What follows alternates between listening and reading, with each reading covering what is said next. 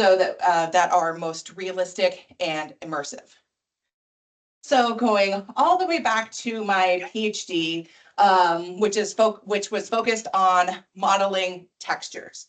And so, so my PhD, which I did with Catherine Kuchenbecker, focused on doing data-driven modeling of textured surfaces. So using these vibrations that were recorded from when you're dragging a tool across a rough or bumpy surface, and looking at how those vibrations change based on how you're moving the tool, whether you're moving it faster or slower, and how the surface properties of the material changes. And so collecting this data is really challenging. So the benefit actually of, I'll go back. So the benefit of doing this data-driven modeling is that we can, is that we basically kind of cut out the middleman. So instead of trying to create a physics-based model that is going to then generate the signals, the haptic signals, like the vibrations and forces, instead, in data-driven modeling, we record those vibrations and forces that are generated during the interaction. So we are going to directly record the output of the haptic interaction. And, but recording these, you have first of all, you have a very expensive recording system, and you have to have a human in the loop. So this work by one of my friends, Joseph Romano, who was also a PhD student with Catherine Kuchenbecker, they tried to have kind of a robot in the loop for recording the data, where they had basically a human holding the tool, but then a drum underneath it to record.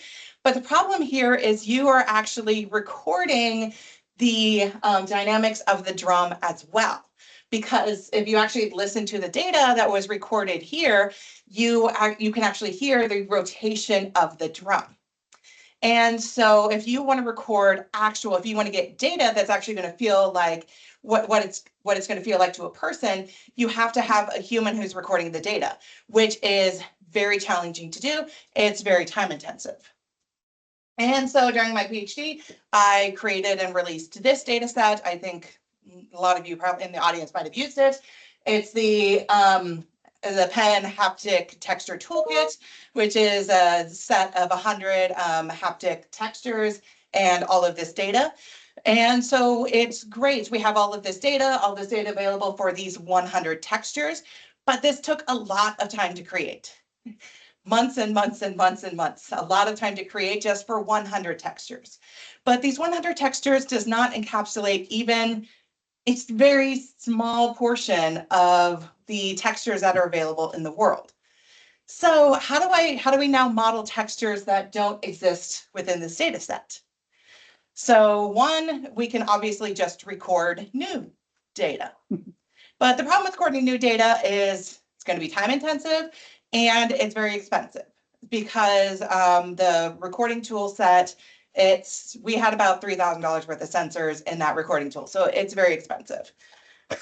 And physics-based modeling, of course, that's going to be challenging as well, because if you want it to feel like the actual surface, it's very difficult to tune it with just a few parameters, even if you have a person in the loop who is trying to tune it. Because people, I don't know if you've noticed this when running studies, but people are really, really bad at trying to tell you what's wrong with your system. They're just really good at telling you that something's wrong with the system. So having a person helping you to like tune these little parameters and physics-based modeling can be really, really challenging to get it to feel actually like a real surface.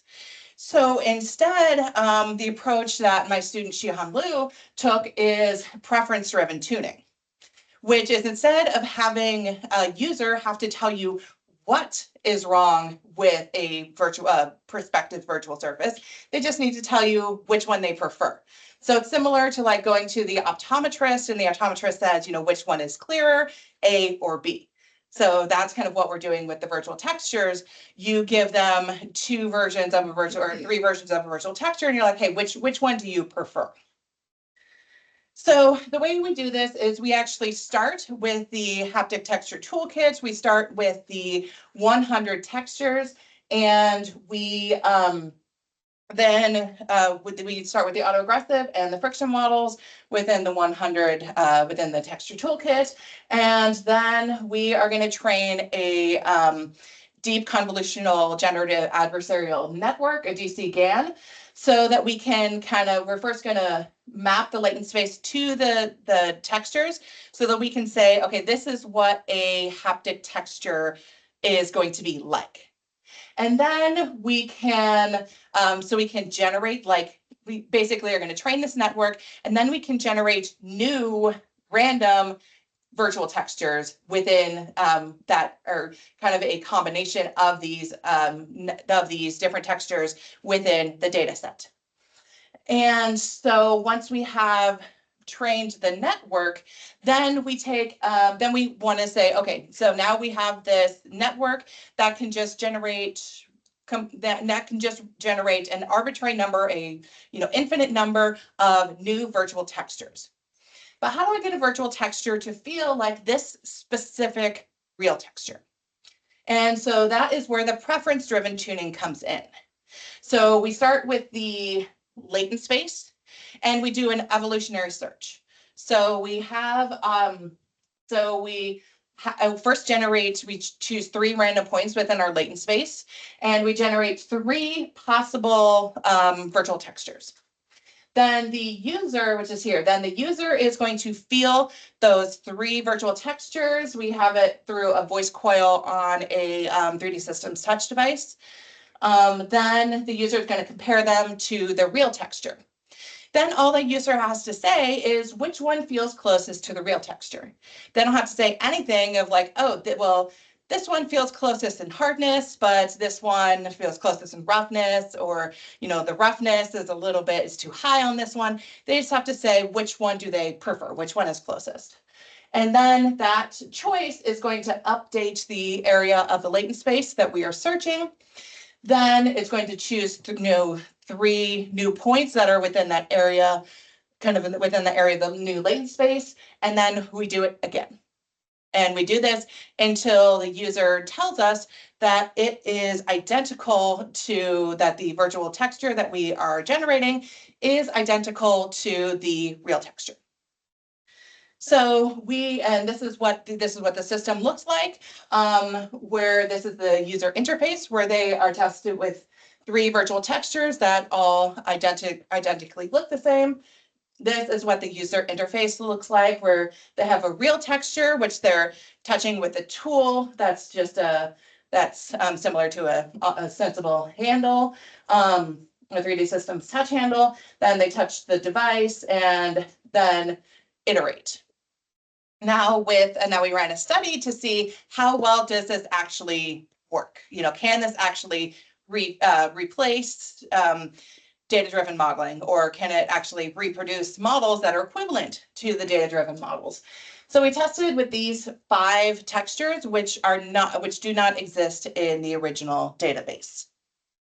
And so how we tested this is we brought in 2 sets of participants. One set of participants, or one set of 5 participants, just did the modeling, and these are participants with no haptics experience at all. So people who have never worked with textures, have no idea about the terminology of textures, and so have no haptics experience. And so we brought one group of 5 participants to model, and then a second group of 15 participants to determine the realism of those models. So that's why we have that's why we have these 5 preference-driven models here for each of the 5 surfaces. And then here in yellow is what we are going to call the gold standard, which is the data-driven model. And so the majority of these textures were captured very well with the preference-driven model. So what the circles show is that there is no significant difference between the realism of the preference-driven model and the data-driven model. As you can see, the only one that we really struggled at was ABS, which is a really bumpy plastic. And if we dig a little bit deeper into kind of what was causing that, or what is the difference between those preference-driven models and the ABS, is it really comes down to a difference of power. So the frequencies are pretty much the same between the models of the ABS, but what the difference is the difference of power. And so that's something that we do not have within our tuning system right now, is the ability to change kind of the volume of the model, just the overall, just an overall yes or no. And so that's something we might want to add in the future. But what this shows is that it is a very promising method for us to have this way to basically increase our data set without needing to record new data. And it shows that it can be used by anyone, even people without haptics experience. So the next thing I want to talk about is how can we use this data, how can we use machine learning in the data to work on haptic sensing or robotic sensing. And so this is the area of active acoustic sensing. And so what this means is, so if you think about, like, if you have ever, you have two glasses in front of you that look identical, and you need to figure out which one is plastic and which one is glass. So you're going to tap on it to figure out which one is going to sound more hollow or more, hollow, and which one's going to more like ting.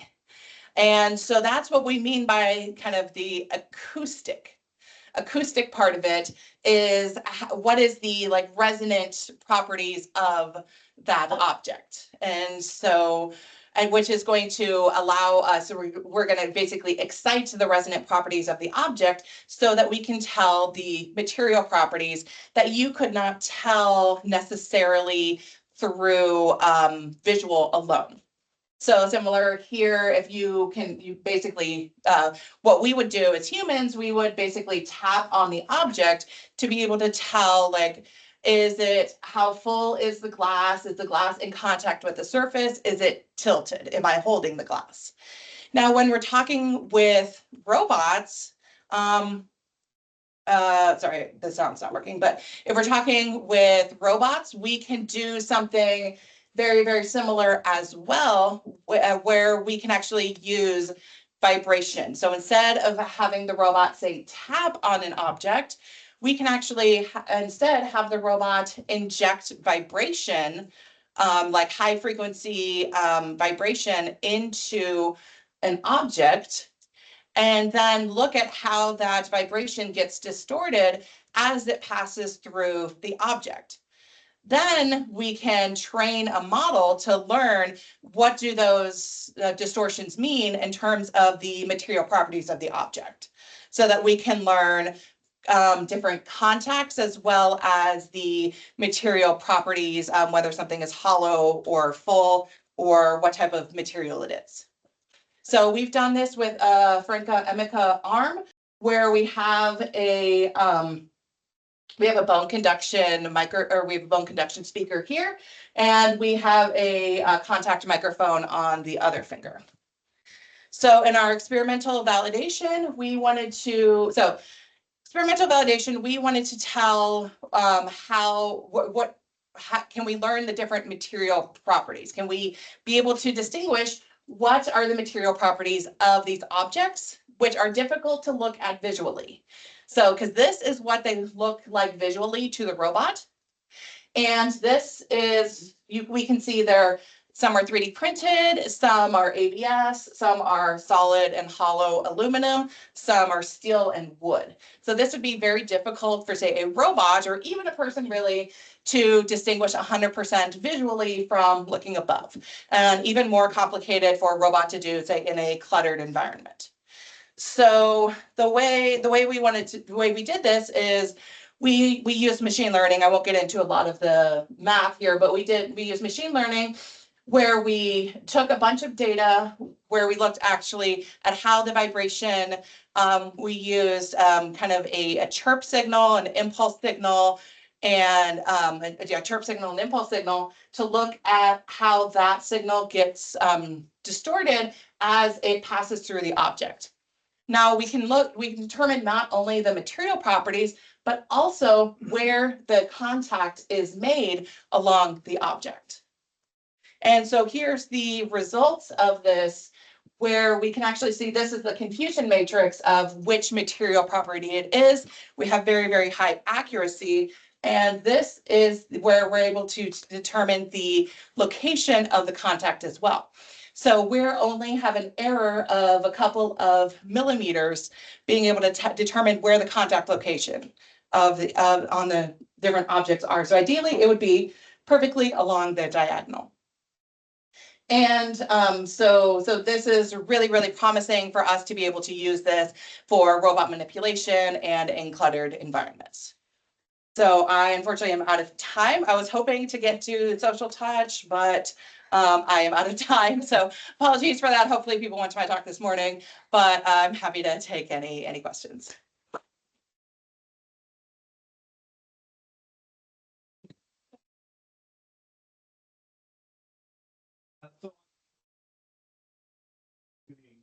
How many iterations of the evolutionary algorithm did you need to get to those results? Do you have a stopping criteria? Very good question. So there was no stopping criteria. The stopping criteria was the person. So the person's own internal, go until it feels indistinguishable or correct.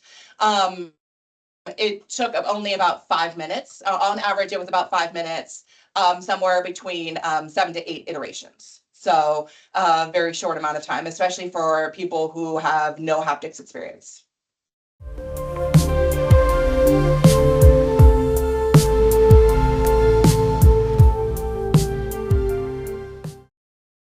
Hello all together. I am very happy to be here, and it is one of the hot topics. Thank you very much for this great organization and invitation. And I think that in very soon a lot of companies will need AI-based haptic technologies, and we should deliver some fundamental knowledge. Unfortunately, it was same also for actuators and sensors. Most of us know that suddenly we should deliver some pragmatic solutions. I hope very much that in this case we can create some fundamental knowledge and deliver it. And therefore, this discussion today very important. And although we have a lot of competitive workshops, I see that so many experts are here. Today I have great plan. I hope that in 20 minutes I can realize it. I will strongly concentrate on labeling in different domains, and then also talk shortly on gesture recognition and also signal analysis. In Dresden, as Orestes visited us 2008, we started to conduct research with different PIs in these excellent clusters. Center for Tactile Internet, Human in the Loop. The main idea was that if we develop new kind of solutions for tactile internet, for AI, we need also research on communication technologies, because our cloud solutions or relevant solutions should be realized also for haptic domain. And I hope very much that today I can shortly present some recent results on it. If we are talking about AI, mostly we try to mimic human. And if I look here, I can recognize different persons. I know some of the names, I know who are, and your clothes and different colors and so on. All this information, I can analyze it. And we hope that, of course, AI can do also a similar way. It means that main idea based on data labeling, based on photographs, videos, or audio. We are already very successful on this domain. Also, we transport it in audio case, which was also on the first talk, important topic, because of course audio is based on the already language, and the language is the best methodology behind of the AI. And the main idea is, again, is the labeling. if we are talking about haptics, we have great difficulties in comparison to visual and auditory domain. The main aspect is that we don't have one haptic device, sensor, which functions for everything, and one actuator, which functions also everything. It means that we have several different dimensions, which we talk today, from the surface texture to vibration, force or weight, but also form, size, softness, material perception, temperature, whole body vibration, and motion. It means that we are talking very different spaces. We are talking about very different sensors which deliver this information, but also actuators. Therefore, today I will concentrate on haptic labeling, because not only is enough to know that it is a force, it is vibration, or it is texture, or it is whole body vibration. We need more information for the labeling, and therefore we need some fundamentals for the haptic domain. Haptic labeling is somehow missing, and we deliver altogether knowledge for it. And this will be used possibly by the companies. I will start with vibrotactile perception and go farther. This is actually a picture from the children book, school book in Germany from the third class. And you can easily notice that already as a child, we can easily label different sounds. We can easily label also visual information, but also vibrations. Although we think that vibration perception is very limited, we can get a lot of information using the vibration or haptic information. Therefore, we try to conduct several investigations, which I will not deeply explain it. If there are some questions, I will talk on it to understand which kind of verbs we use or which kind of adjectives we use to describe haptic events. And of course, you should be careful, because each person can use different terms which cannot be understood by others. Therefore, you should make some suitability check, but also understandability check and so on.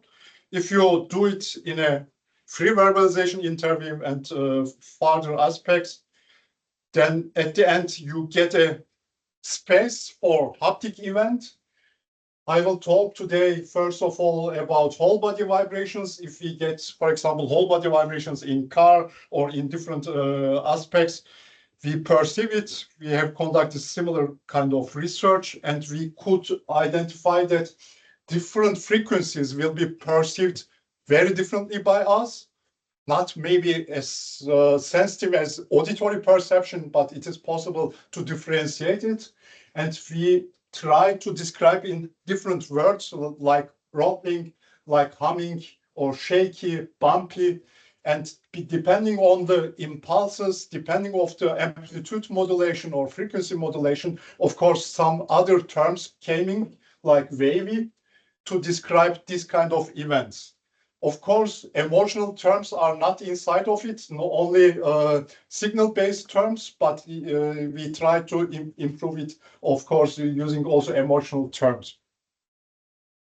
And the main idea is that we always think, as a haptic researcher, we should record as much as possibly best physical way haptic events and reproduce it in a best way in physical domain. But this is also an important question. What is the realism? What is the virtual reality? What is realism? And we noticed that in most cases, we don't need to be authentic as normal life. In most cases, it is enough to fulfill the expectations. It means that plausibility. And plausibility is very different from the authenticity. And in that case, it is very critical to know that what we expect from this haptic event, haptic reproduction.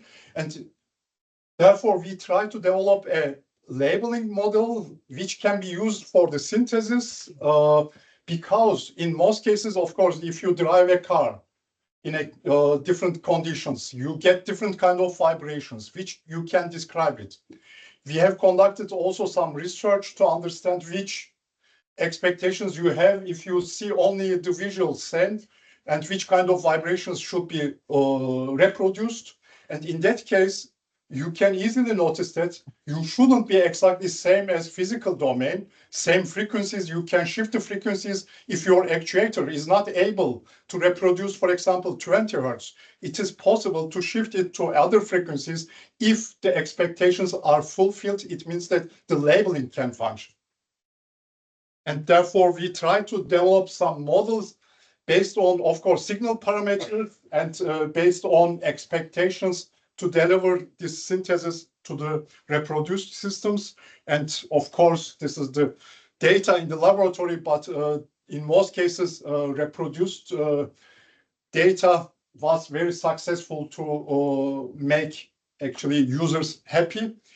And it can be used for different aims. But at the same time, the critical issue is in haptic domain, in comparison also to the auditory domain, is inter-individual differences. It means that already if you look at perception thresholds, you have more than 20 decibel differences between the person. And if we think about the age, of course, we know that if you will be older, you lose, of course, at higher frequencies, your capabilities. It means that the adaptability is quite important if we should develop some reproduction systems which are based on AI. They should be able to understand what are your, first of all, haptical aspects and deliver depending information using this information. And at the same time, what we know from the auditory research is that expectation of the different customer groups can differ also. It means that if you go to the direction, emotional aspects or quality, you should also take care about these groups. It means that depending on the social status, it plays strong role what you can buy and what kind of experience you have. If you drive only very high level cars because you are rich, of course, your expectation is quite different if you should drive always very bad cars and with bad vibrations. It is similar also for all different devices. It means that your expectations is based on, of course, your cultural level, but also on your social status. And in most cases, of course, there are adaptive achievers which try new products, make experience and explain that this is great, then these products will be cheaper, and then middle group buys and get experience and change also depending experiences. This is also a very critical issue if we develop some systems. The AI system should take into account this information. I will go very shortly about also textures. Textures are quite interesting object. As you explained that there are incredible number of textures which we interact in daily life, and they have strong differences on it. There are some investigations to understand main domains. First of all, hardness, of course, friction, warmness, and roughness. We try to understand also if we can define the dimensions in better way. And in our research, we noticed that if we want to describe this touch perception on textiles, for example, we should concentrate on softness, smoothness, warmness, but elasticity. If the structure is even or structured, fluffy or stretchy or slippery and sticky. This is only the first point. After that, of course, they include also several different labels inside of them to understand the perception of textures and reproduce it in a synthesis domain. Therefore, we try to implement in a similar way that which frequencies, which connections are existing in signal domain to this perceptual labeling to reproduce it. And the main issue is that if we think about our smartphones, we have very cheap, actually low quality cameras, but they deliver very good results. Of course, it is not already comparable with this kind of cameras, which are very expensive and have, of course, a very high quality camera. But at the same time, the comparison is already available because of AI, because of signal processing. And this gives us a great opportunity as haptic researcher, because it means that we can use cheap sensors for haptics or actuators, but using AI and also using for signal processing, it will be possible to get information which we need and also deliver information which we reproduce, of course, with some limitations, which is existing also for these cameras. And very critical issue is our aspect is the delay or latency. In most cases, our hardware has already very long latencies if we don't account the communication channel. And already if you see at 10 millisecond delay between the communication, we have great problems in haptic systems. And this means that we should find solutions. We try to develop some hardware which has lower delay, but it is not so easy as it is if we develop some haptic systems or robotics. You know it very well.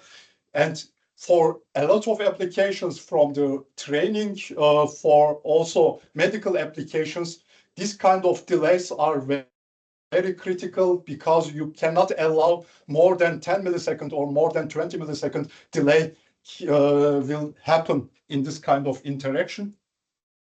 And therefore, one of the ideas is that before already interaction happens, if we can recognize the gesture, then we can reproduce the signal beforehand. It means that some kind of negative latency to understand the actually intention of the user. And therefore, we develop some different sensor systems to understand the movement or gestures, and therefore deliver the signals beforehand. And this is also an interesting domain for social affective touch, because in that case also the time can play a very strong role if you interact. My PhD student gives also a talk at the same time in other workshop. We try to understand also for social affective touch, this kind of labeling and reproducing the information. I hope that time is okay.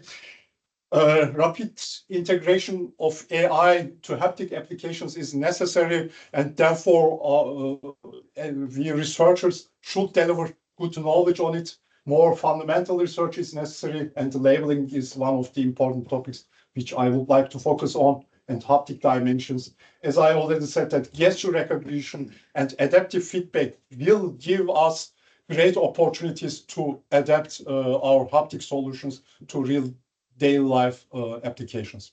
Thank you very much for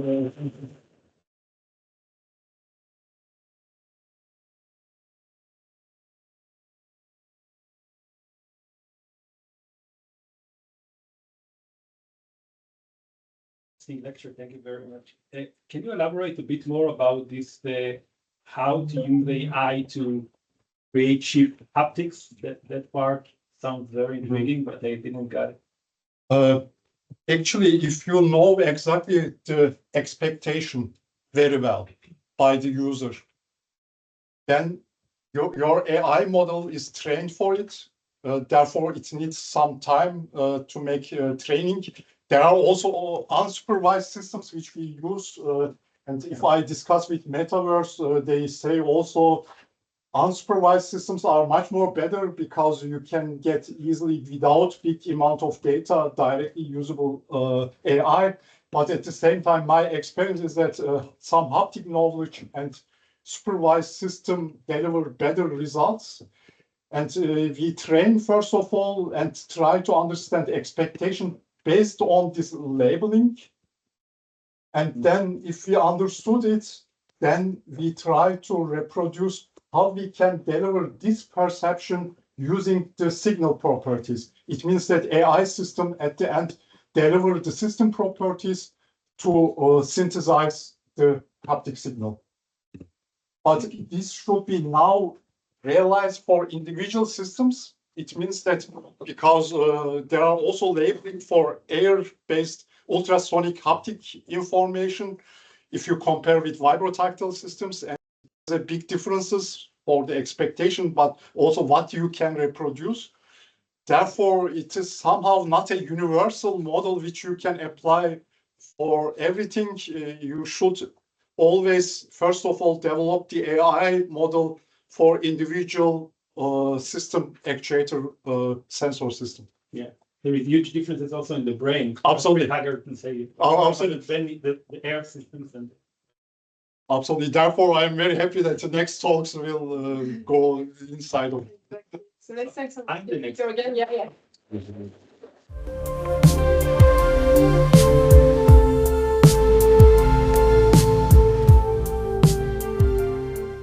So our next speaker is more about audio and haptics. He's a specialist of the brain. So you will have a presentation by Amir Amedi. We can I think welcome him a bit. Okay, so it's a great pleasure to be here. There is probably these very short lectures. I would never get into speaking into what I plan to speak, so I will try to give a 3 minutes overview of the lecture and also invite you for a demo that Gizem Otzvir, which is a PhD student in the lab, would have here, so you can experience what we are talking about. So the main part of the lecture, I will try to deal with the interaction between haptics and auditions, and mainly from the perspective of auditory impairment. There is a huge epidemic in the world of increasing people with hearing impairment, and as part of our work, we found that people with hearing impairment, cochlear implant users, hearing aids, and so on and so forth, are almost completely a chance in localizing sounds in space, even in the best dimension, which is our horizontal dimension, not to mention other dimensions of the sound space.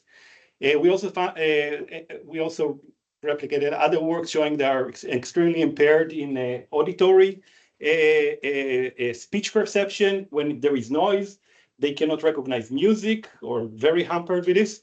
And we wonder whether haptics can be useful to them.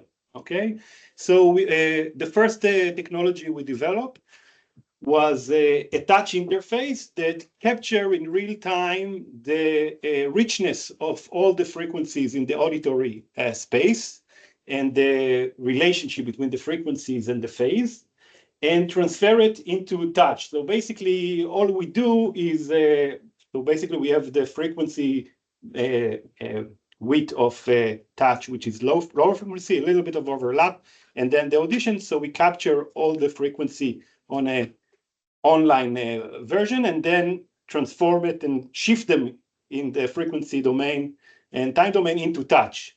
And when we do it, quite surprisingly, based on other work I did before in trying to teach blind people to see using sound, a little bit like bats and dolphins, which requires a lot of training, we found that almost immediately they improved dramatically in their auditory perception.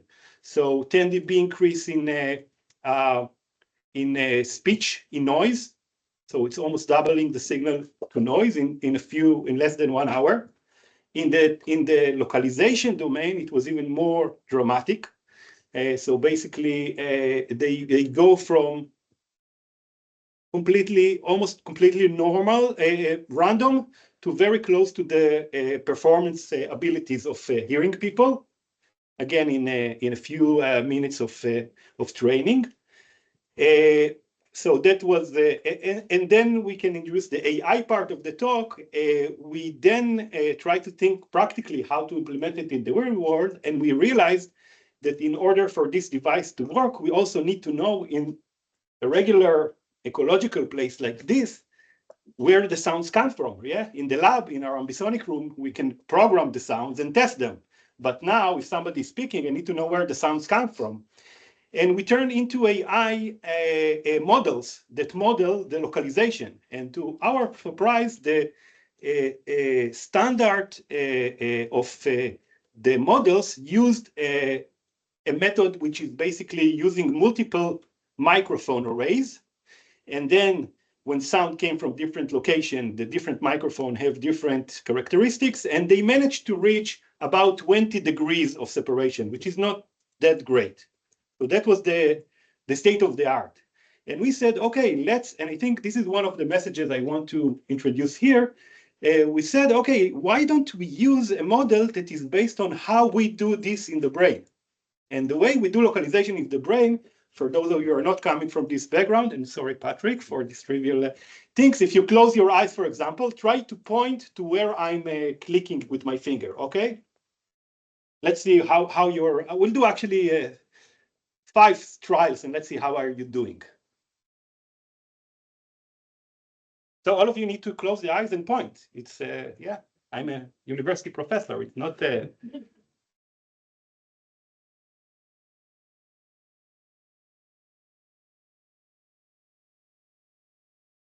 great. So you were very good at the horizontal, and when I went into lower and upper, you were much less good. And if I would win the back, you'd be even worse. And the way you do it is by 2 main computational algorithms.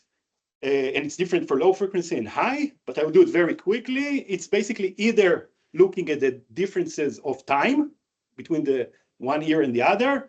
So if it's here, it will come to 2 ears in the same time, yeah? And also, or it can use different amplitude, and we also use different phases.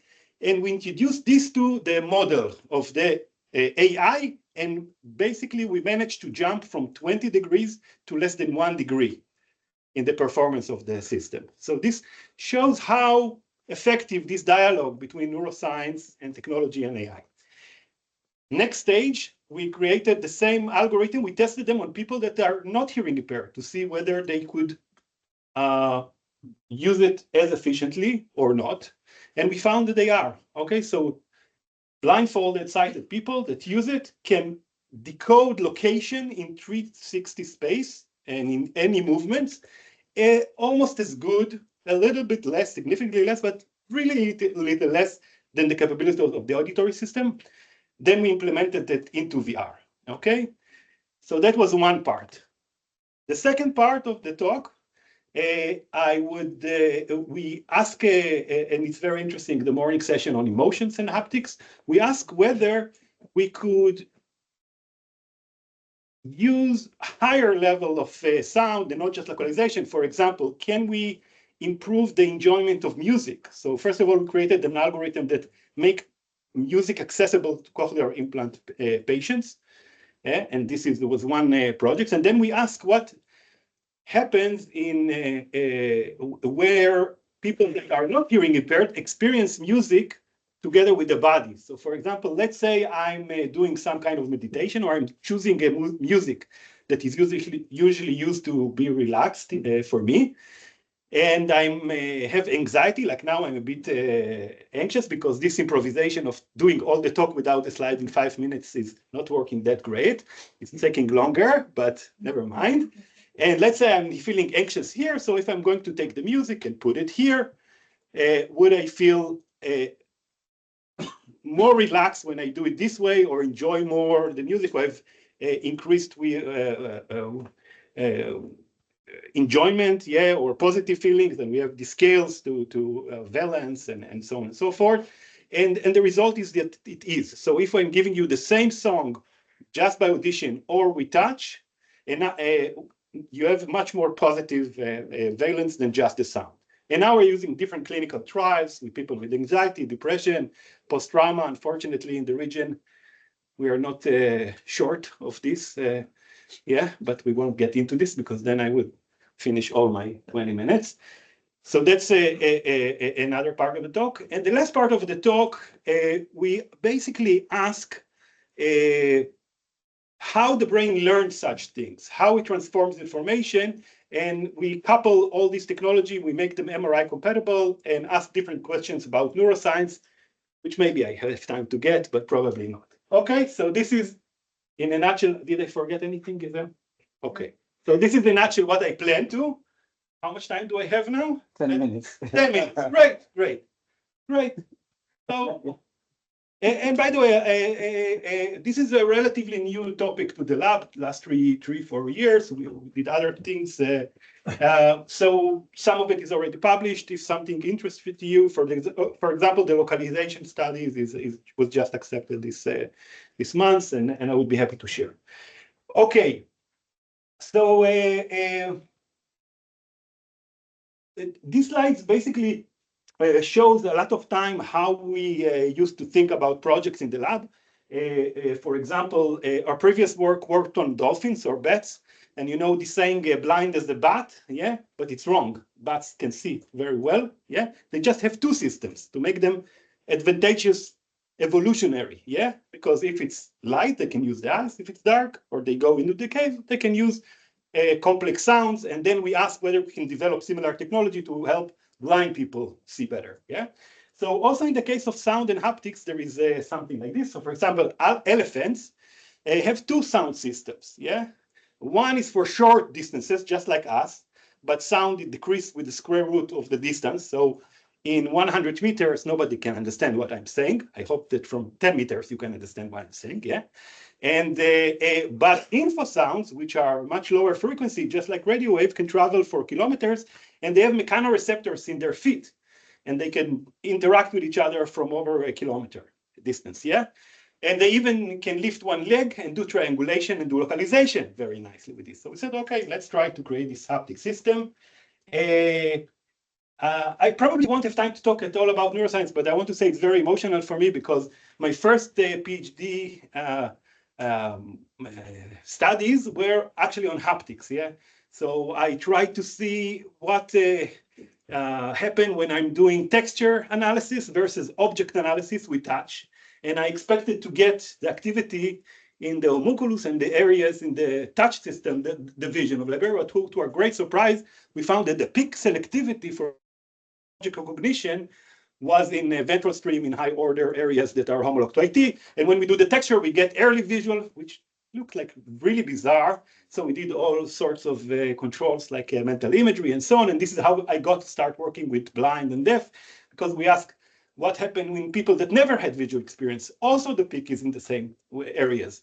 And then we come up with this idea that actually maybe the brain is not organizing primarily through the senses, okay?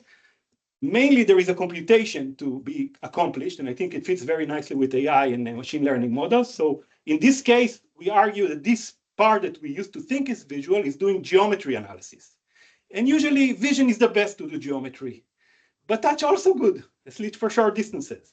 And when we teach people at the age of 50, 60 to do geometry based on sound, they recruit the same areas. So this is one word about neuroscience, but now let's do very quickly the present some of the data, so you can, it's not just stories, yeah? So first of all, if we think about the cochlea, it's basically a two-dimensional structure that have all the frequency organized according to the frequency. So we created this artificial 2D touch interface with two fingers that can vibrate all the way up to 600, 700 hertz. So from very low frequency to the highest frequency possible for touch. And basically we created, as I said, this algorithm that take all, if there is a lot of low, so the power, the combination of the frequency and the power, and change them every time window very rapidly. And we just shifted it to the touch. And then we get this,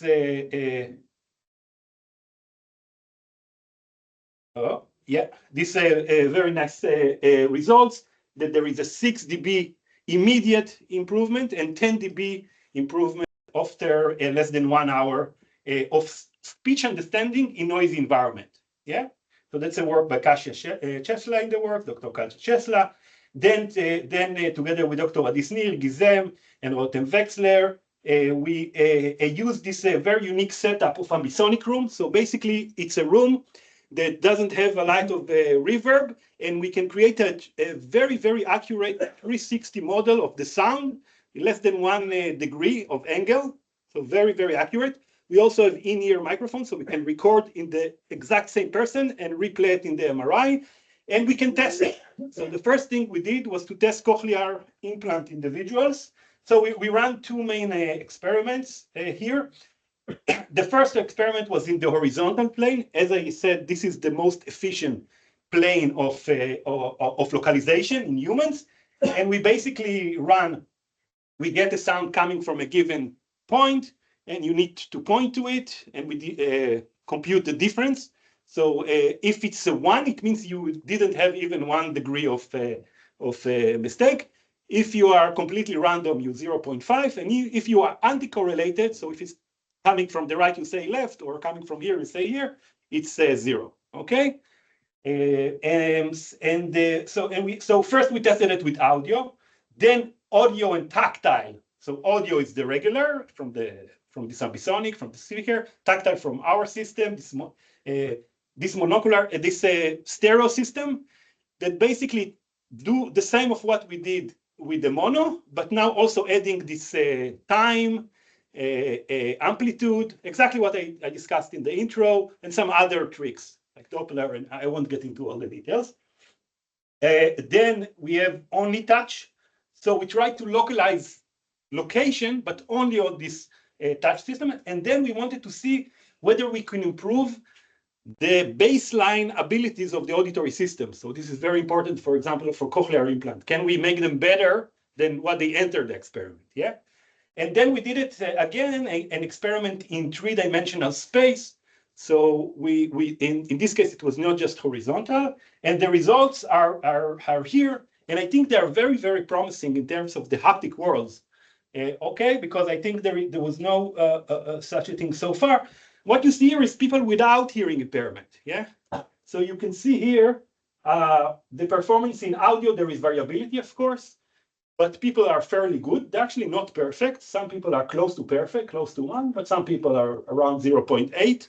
So they have some deviation in the localization. When they try to do it only with the tactile, it's not that far.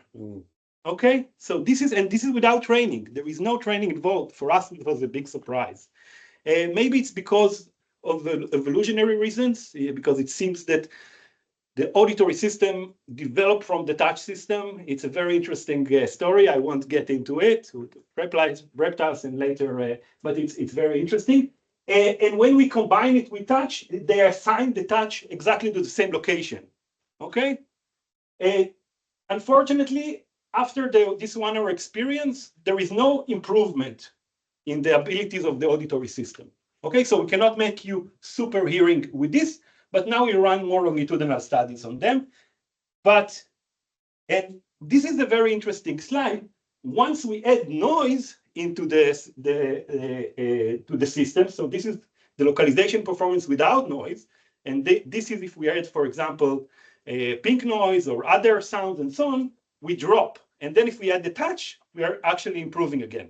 So you know the situation, you go to a restaurant, especially when, like me, when I'm getting older, it's more and more difficult to understand. It's noisy. Now I add the touch, I'm doing better. And I think this is the most exciting slide, or the second most. This is what happened in people that are cochlear implant users, yeah, or hearing aids. They're almost a chance, a little bit above. They're better than chance, but very close to this 0.5 chance level. But you add to them the touch, they become almost as good as hearing. And they combine the touch with their very bad hearing. Again, also here, 1 hour of experience is not enough to improve your auditory system. So now we teamed up with various cochlear implant center. Actually, it's very surprising when we did this study. No one is doing auditory localization rehab. They do a lot of speech rehab for a year. This is people we got after 1 year of rehab after the surgery and 10 years on average of experience with the real world. And they cannot localize anything. So they go, they drive, and they have license. They don't know where the cars and the sounds come from. Yeah. So, or they walk on the street and some bike come and they don't know where they come from. And this is maybe the most dramatic slide. This works in an individual level. All of the cochlear implant or combination of hearing aid and cochlear implant or 2 hearing aids, all of them are almost at random. They add the haptic stereo system, they almost become much better, and they combine it with the regular auditory space. And as I said, this was the basis to develop this AI-based system. I would skip the movie. If you want, I would be happy to share you a clip of a TV series of twins that were born deaf and come to experience this, and all the localization, enjoying music, and so on and so forth. Also, Gizem can show it to you. And I would finish with this is one slide that just showed this enhanced, all this rehab of post-traumatic and anxious and so on, saying the improvement enjoyment and better balance with the combination of haptic and touch. And I want to finish with this, since it's an AI, with this work and direct you to this paper that we just published recently, that basically showing that maybe this is, I will show just one slide here, and I think I need to finish, right? That's my time is up. Okay, so I will just finish with this. I think, yeah, these slides is that if we are taking the regular system that used a very complex multiple array of microphone to create a training set for the AI and do localization of sound, we are getting around 20 degrees of separation, 19 degrees. But if we are using this head transfer model function based of algorithm, and now doing the recording and the training, the generalization jump into about 1 degree or less. So again, this is how efficient it could be to integrate neuroscience, technology, and AI. I don't do that much work in AI, so I try to grab what is relevant. So thank you very much. And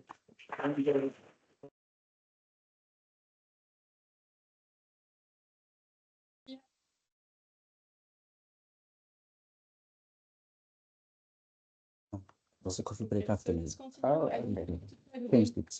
yeah.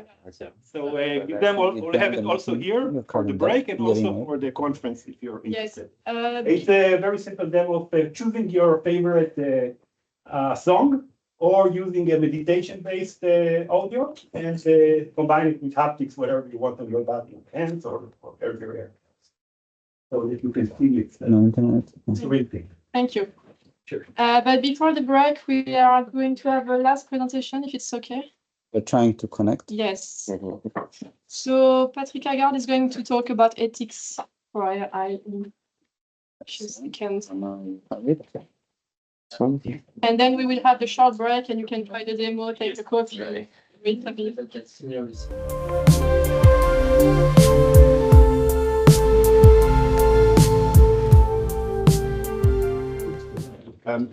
Sorry for the short delay. Thank you very much. It's a pleasure to be here. I'm going to be talking about ethics of digital touch, which is only slightly related to AI, but I've tried to bring in an element of that.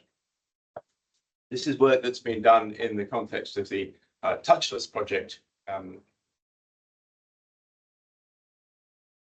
Okay, I'm going to try and do just 4 things. I'm going to give you a bit of overall context for the ethics of digital touch.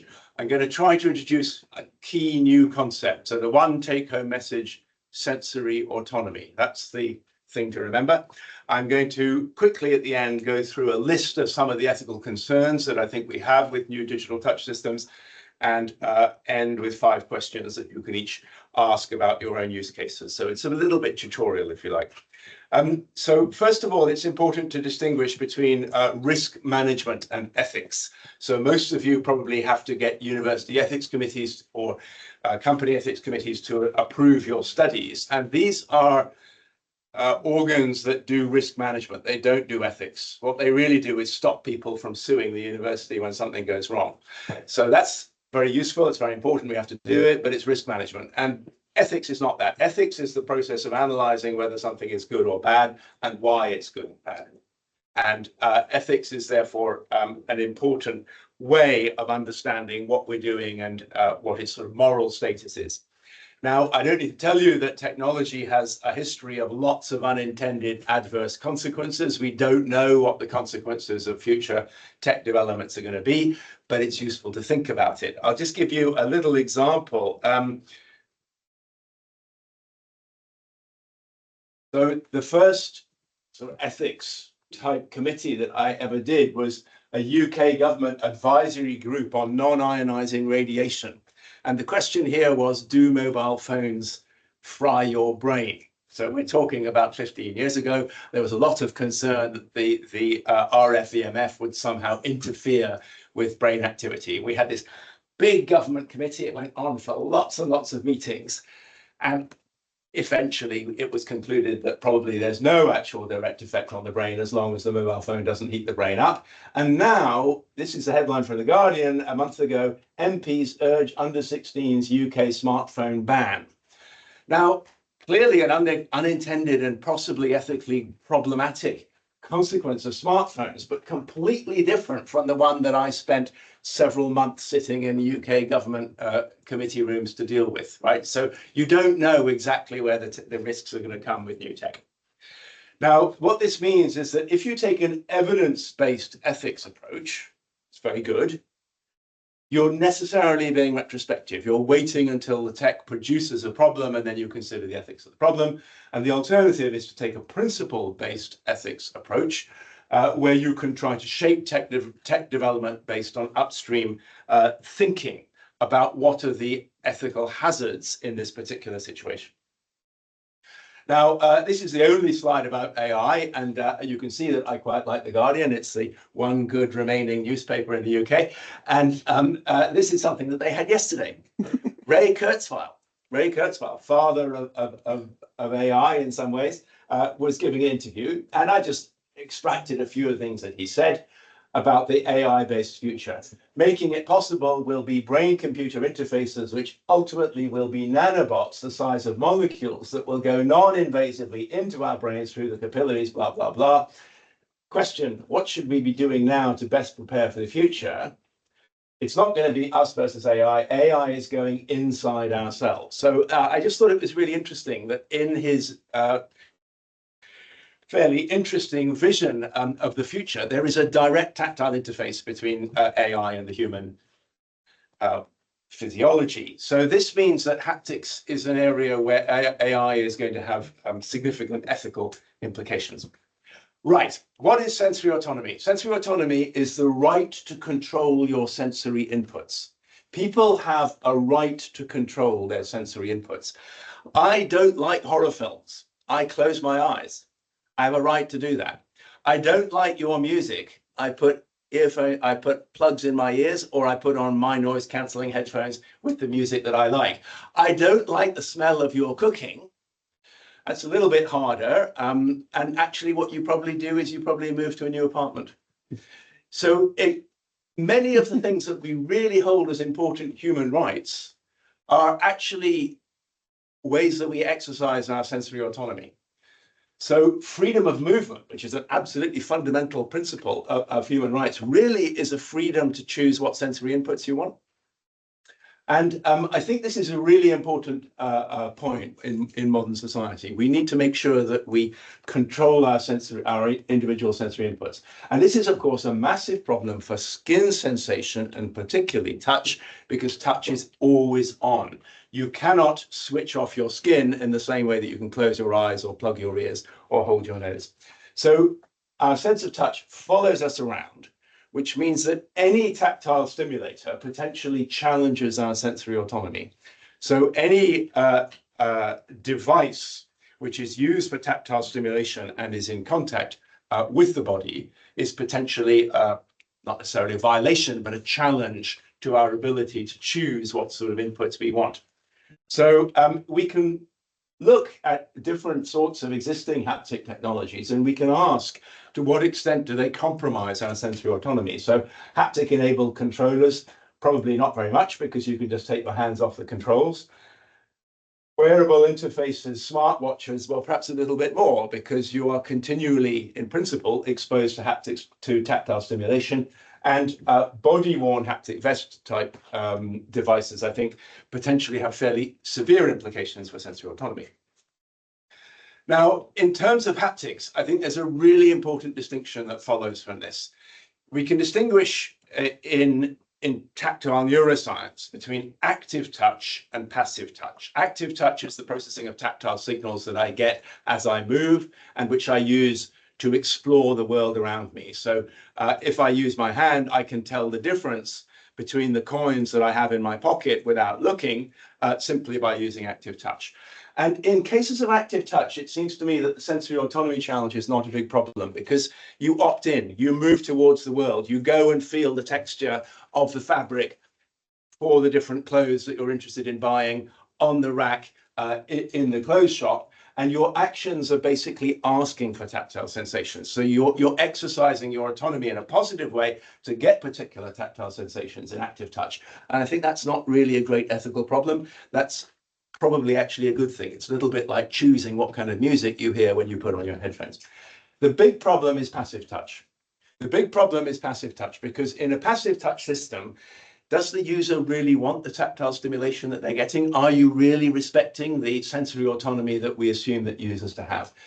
There are some really simple ways of dealing with this. By far the most obvious is that the user should have an off switch, or they should be able to take the device off. Maybe I'm just old, but I think it's really important to state the obvious. Really, really useful to state the obvious. And I think in future haptic interfaces, the provision of a user off switch is going to be really, really important. I think the other thing which is important is to carefully negotiate and contract what touches are acceptable. So the user needs to know, for example, when they put on a watch or a vest, they need to know what kind of stimuli they are ceding their autonomy to somebody else for. Okay, what do you agree to accept these kinds of touches? And that's particularly important for haptic interfaces, which you can't easily remove. Okay, so I'm just going to rattle through now some of the main ethical concerns that we've identified for modern haptics in a recent paper, and I'll give you the coordinates of the paper at the end. So sensory autonomy is the main one, which I've already talked about. There are a few other things which I think are really important to remember in ethics of digital touch. The first one is transparency. So who is actually controlling the tactile stimuli that the user is getting? Are the touches being controlled by another person? Are they being controlled by an algorithm? Who is the other person? Who controls the algorithm? Are they perhaps delayed playback from your own previous actions? Who is touching whom and why? These are really, really important questions, which I think we can all understand that just in terms of sort of personal identity, we need to know. This is an interesting one. So we know that the brain maintains a sense of self, and the sense of self that we have, our sort of individual self-consciousness, is deeply linked to our body, and it's deeply linked to the sentience of our body. Now, tactile stimuli are on the body by definition, and they potentially change, influence, alter the way the body feels. So this is a concern. You may have heard of body dysmorphia. This is just an example of a recent news item on body dysmorphia. There's a lot of difficult, some social, some more neuroscientific concerns around how we think about our own bodies. When you have tactile interfaces, you're right in there. You're exactly doing that. And it seems to me very likely that future haptic interfaces will directly manipulate the experience we have of our own bodies, and that produces risks because one can have distorted experiences of one's own body, which may be problematic. This is another really interesting one. So reality testing and epistemic risk. This is not here yet, but it's perhaps coming, and it's perhaps quite interesting. Touch is the ultimate arbiter of physical reality. There's an interesting example of the 18th century philosopher who said that nothing exists, that everything is just an illusion. There are no physical objects, there's no physical world. And Dr. Johnson, who was a wit of the 18th century, kicked a stone and said, "Thus I refute him." So the physical contact with the stone is enough evidence that there are physical objects. We know about our physical world, and we know about our real environment primarily through touch. This is a beautiful painting by Caravaggio in which Thomas places his finger into the wounds in Jesus's side, and that's when he believes that Jesus is real, right? So it seems to me that future tactile interfaces can possibly produce a level of deception about the objects in the physical world, which could potentially be powerful. At the moment, it's not. At the moment, it's some interesting illusions that neuroscientists like to work on. But for example, imagine a future haptic interface in which you attempt to clap your hands. You move one hand against another and you don't feel anything. So you can engineer haptic interfaces in which your own body seems to become unreal or disappear. That's a fundamental challenge to your sense of reality. It's an epistemic risk. So I think there are going to be some interesting questions about deception haptic deception and what do we do about it? Is it ethically acceptable? So just to end, we've got a list of 5 questions which we think are worth asking about any digital touch project. Is your project active or passive touch? Which skin regions are you touching? Because there's a big difference between touching somebody on the hands and touching them somewhere else. Is it clear to the user who's controlling the tactile input? Has the user got an off switch? Those are really obvious ones. Here's the important one. Have you thought about the ethics of what you're doing? Right? This is not the same as have you got ethical permission from your university to do this experiment. Have you thought about the ethics of what you're doing? It's in the Touchless project, we've had several rounds of really good discussion using the EU's Responsible Research and Innovation Toolkit, which is a way of helping you to think about future ethical implications of current innovation. There's a link there, and it's just an extremely interesting process, not just for ethical reassurance, but it tends to have big scientific benefits as well, because you think more clearly about the reality of your project. So thank you very much for your attention. Thank you all of these people. There's a preprint, which is unfortunately still in review, not yet out, of the paper underlying this work. And there's a flyer, which is a sort of a takeaway paper thing, which gives the summary and which is available for distribution from me right now. Thank you very much for your attention.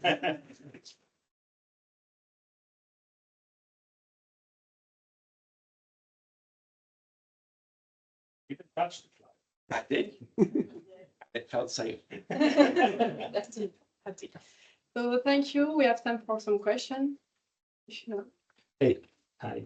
I really enjoyed the talk, and it's very important and stimulating. The question about the reality and touch, like I found it fascinating. On one hand, we have this saying that you pinch yourself. Exactly. Yeah, but on the other hand, we have the rubber hand illusion, where actually the vision is the one that tells you actually tricks you to believe the rest. So Yeah, any vision thoughts often. about Yeah, it's a good question. Vision often wins. That's certainly true. I think we're quite used to visual deceptions. So we've become culturally quite used to things like cinema. So we see images on the screen and we know that it's just an image on the screen. We can get something out of it. It's become something extremely useful. But I think that there would be concerns, particularly if you were able to produce tactile devices, which I think I'm particularly worried about the idea that you could make yourself disappear. I think self-touch is a very, very important part of mental health and self-consciousness. And I can see forthcoming haptic technologies which could interfere with that fundamental sense of self-consciousness. So I think that was the reason why I'm worried about tactile deepfake. yeah, it's basically the same sides. It's on one hand, there is a huge potential for mental health. On the other hand, because of this potential, it's so risky for general use. Exactly, exactly. And I think the process of thinking through, for example, how do we prevent unintended uses or unfortunate misinterpretations of what we're trying to do is very useful scientifically. Thank you.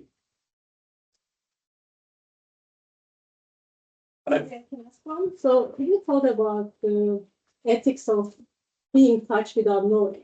So if, for example, you can turn off your button of feeling the touch, but imagine that you're in a VR environment and human communication. You don't feel anything, but the other person can touch you and feel you. And I think that might be a big ethical problem. So what do you think about it? Well, that's a really interesting question. I think the person who is pressed the off switch is not getting touched, so we can forget about them. Yeah. The other person thinks that they're, I don't know, stroking your hair or thinks that they're interacting with you, and they're getting haptic feedback consistent with that, but they're actually not interacting with you. They're just interacting with the machine. So that then would constitute a tactile deception or tactile illusion or tactile simulation, and you'd have to look very carefully at whether you thought it was ethically acceptable or not, and why. So there is a section in the paper on communication scenarios where you have two people touching each other via a haptic interface, which deals, I think, with a little bit with that question. Yeah, thank you. Yes. if I quickly add, I have run dozens of VR experiments with VR headsets, and I noticed, and I quickly started to do this, that if I need to like adjust something and user is using VR headset, I always tell them, hey, by the way, I'm going to touch your hand, I'm going to touch your head. I warn them. I have seen so many people's kind of just starting to touch people who are VR headset, and I have almost accidentally hit my wife. She touched me when I was using it. Because the person wearing the headset is in a particular space and their motor reactions to any skin input are going to be unusual. Yeah. Yes. Can we say that it's all about consent? So if we say in advance, look, this device is going to be this, and that.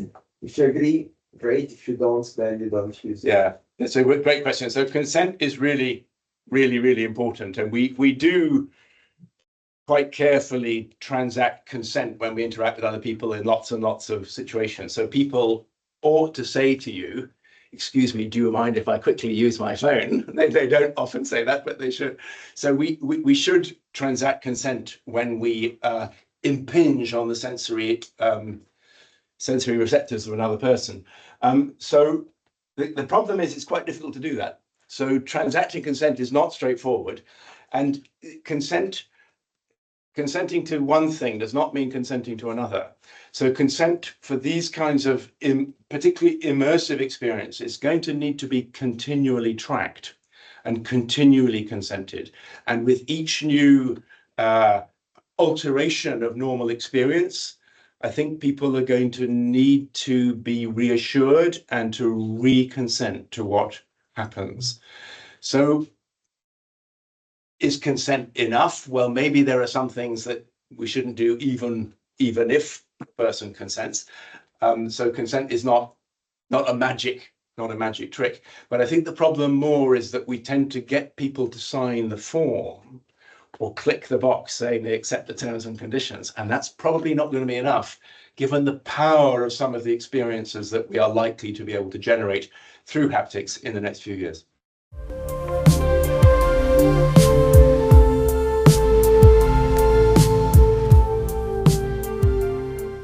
So let's move on with the next part of the workshop. So now we'll have a presentation from Marianna Obrist from UCL. So she is joining online. Hi, Marianna. And so since we have, the audio is coming directly from the laptop, so let's try to be quiet. It should work well.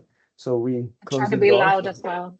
Okay, thanks so much for inviting me, and I'm really sorry for not being there in person with you. And right now, I'm really feeling sensory deprived because I'm actually shouting towards a screen. I don't see anyone, I don't hear anyone, and I can definitely not shake anyone's hand. But I hope that you can follow me through the next few 19 minutes. Oh, thanks very much. There's some visual. I can see you now if you're texting. Don't worry. So I'm going to hopefully give you a little bit of a flavor of my research on multisensory interfaces. And it's not particularly on AI, although I tried to put in that twist in my slides as well.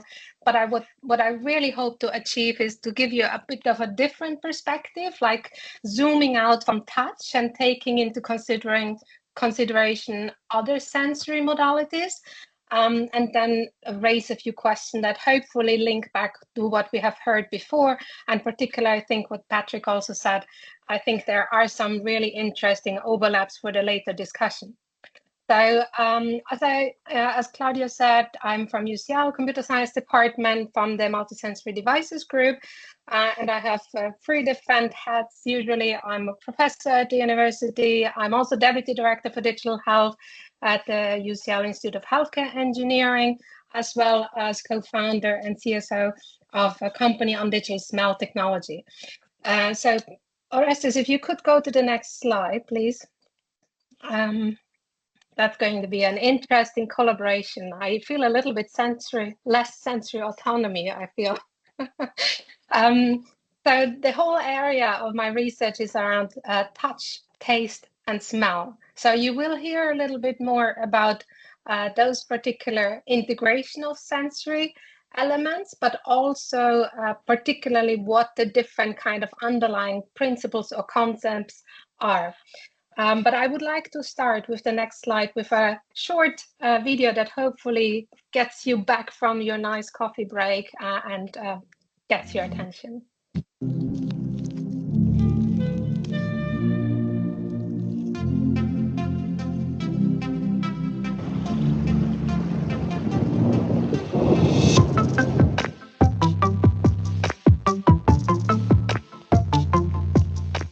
Why are we just communicating through a display and through sound? I mean, why are virtual remote spaces odorless? Why is there no touch integrated? But what we've seen in the last decade is an explosion of new technologies and computational power, which really allows us now to bring maybe haptic devices and olfactory devices in our homes. So in the future, I can actually smell, and I cannot just use my imagination, and maybe I can even taste it.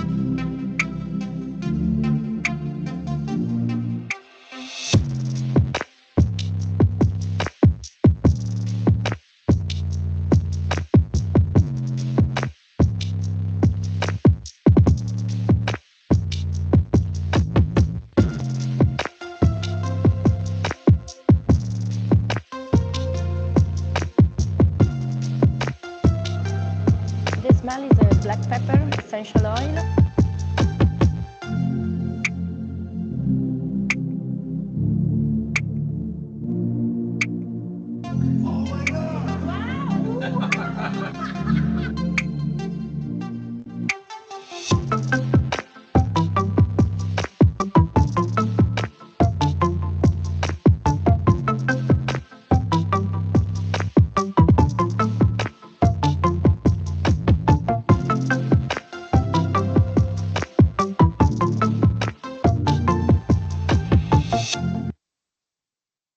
So that's really, and I love that ending, although it's a cut.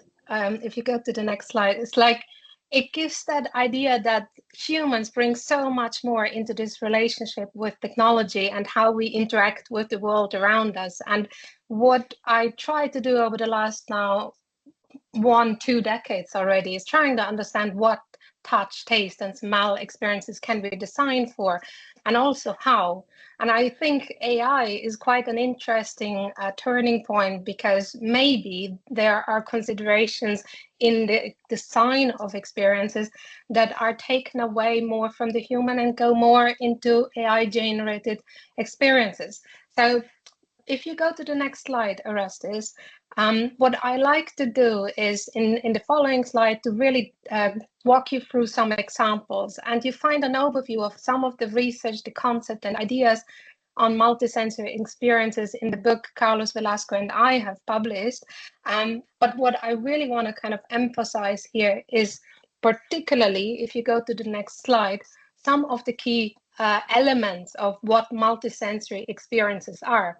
And I promise this is the only definition I'm going to share, but I think we spent several months trying to actually get it right. So don't tell me now it's wrong, but I mean, obviously I'm open for discussion. But basically what we see as multisensory experiences are impressions formed by specific events whose sensory elements have been carefully crafted by someone.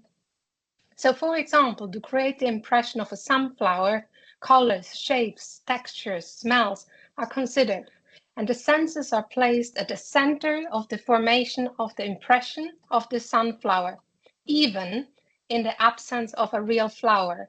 And especially the even is quite important, because that emphasizes the technological advancements that we can create those multisensory experiences now through those different multisensory technologies. So if you go to the next slide and we take that a bit apart, some of the questions one may ask is like why, what, when, how, who, and whom. And if you click again, Orestes, there are the kind of like related aspects of what's the rationale, what's the reason, why do we do it? What are the impressions? What is the specific event? How are the sensory elements combined? Who is it doing, the someone, and also the receiver. And I think that we take all of these questions and pick apart several examples in our book and in the research we have done. But what I would like to show you is a few examples now, but I want you all to think maybe about the why, the underlying rationale and the reason. Maybe pick also your own kind of research why you're doing certain things, but then also the who, the someone, who is the creator, who is the designer of the multisensory experience. So if you go to the next slide, or is this, let's skip that because you can find that in detail, and I'm happy to share that. But I want to demonstrate this example is one of the first where we integrated touch to experience art alongside smell and taste and sound and visual elements. But particularly here, if you click again, the Tate Sensorium, and if you click again, has augmented art in order to make art more accessible. At least that was the key premise, the key rationale when we worked with Tate Britain, with the art gallery, to say, well, typically you go in an art gallery and then it says, do not touch. So don't touch. I was like, we wanted to encourage that you actually touch. You can just smell art, you can taste art. Literally, we had a chocolatier working with us, integrating chocolate prompts into the visit of this particular exhibition. But also the what is, it's an immersive art experience. It was running over 6 weeks in the art gallery. We had the different sensory elements, as I mentioned, and who? It was Tate Britain who commissioned it through a competition, and then it was an interdisciplinary team with a variety of different experts, from sound designers to sensory designers, choreographers, art curators, but it was all led and coordinated by Flying Object, a kind of an art creative studio in London. And to whom? Well, it's the public, well, but particularly those who are visiting the art gallery. So again, it's very clear those different aspects. If you go to the next example, again, if you just click it quickly. 500 million dark matter particles every second are streaming through your body. Tonight, you'll be able to feel dark matter. I'm afraid I can't give you the touch of dark matter tonight. So you have to kind of satisfy yourself with other pleasant experiences in France. But if you go to the next slide again and click one more time, again, if you think about why, this was particularly in context with a collaboration of our astrophysicists from the Imperial College, where it was embedded in science communication. How do we bring science closer to the wider public? How do we get people excited about the scientific investigations we are undertaking? And especially when it comes to astrophysics, a lot of the things are invisible to the eye, and also you can't touch them. And also there are other kind of things which are missing, which we take so for granted when we explore our world every day and experience the world for all our senses, even if we are not always conscious about it. But here was really about creating some representation, a sensory representation of dark matter, together with this interdisciplinary team, and then we presented it to the wider public through the Science Museum, through an outreach event, in collaboration at that time with Sussex and Imperial College. So again, the interesting bit here was really about the use of it, the rationale, and engaging them to become more like open to scientific concepts, but also, and we heard earlier a talk about sensory substitutions and found as an opportunity to explore the world around us.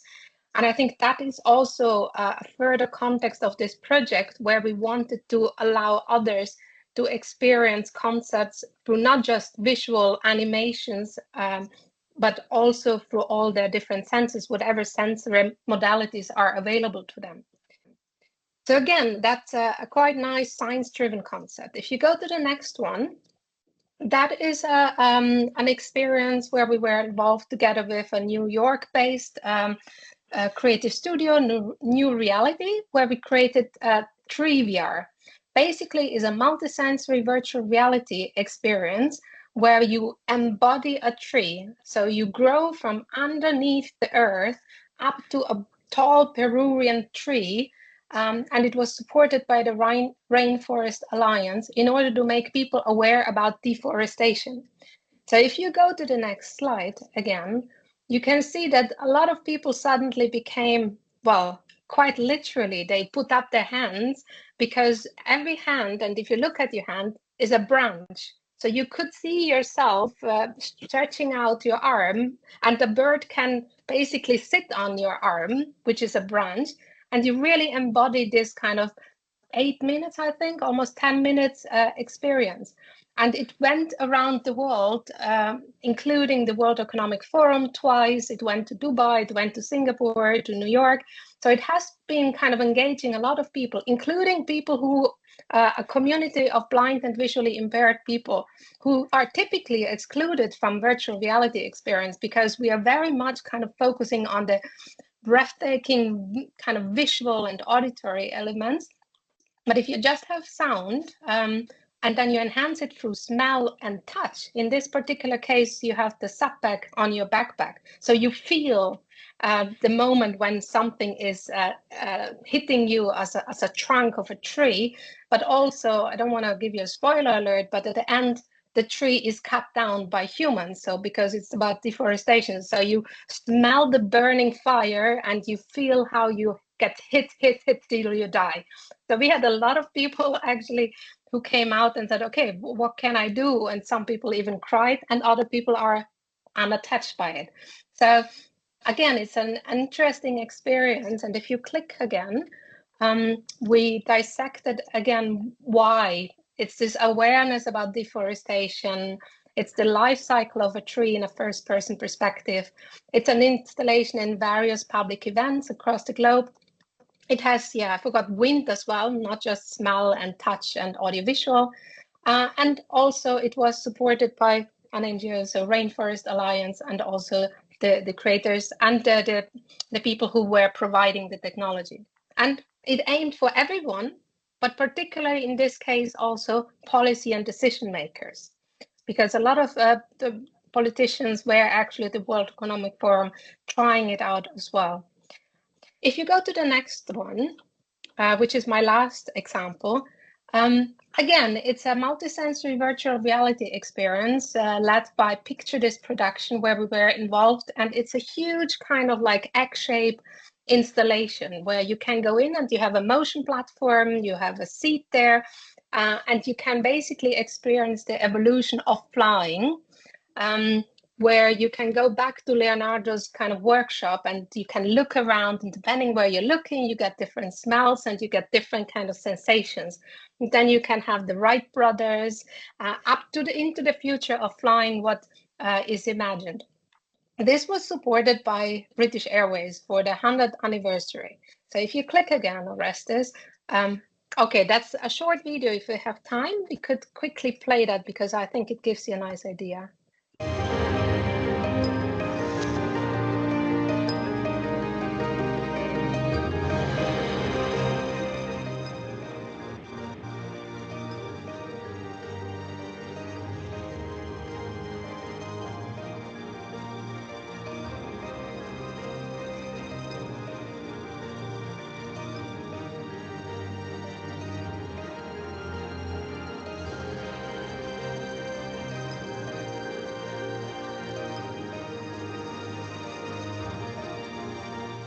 Young boy dreaming in the field, you actually felt you were right there with them. Jeepers, really, you really feel like you're flying. It's super. I thought it was incredible. The platform, the wind, the temperature changes, all of that stuff just makes it so immersive. It was amazing. It was really fun because when you were a bird, you could just fly really high and then you could just soar down. Again, that gives an example of what a multisensory experience with different sensory elements could look like. And here the why, the rationale, as you can see, was very much the 100th anniversary of BA. But this experience of flying through time and space with a specific installation in the Saatchi Gallery in London, and then it went to Newcastle, and then lockdown happened. So unfortunately, the big egg didn't travel the world after that.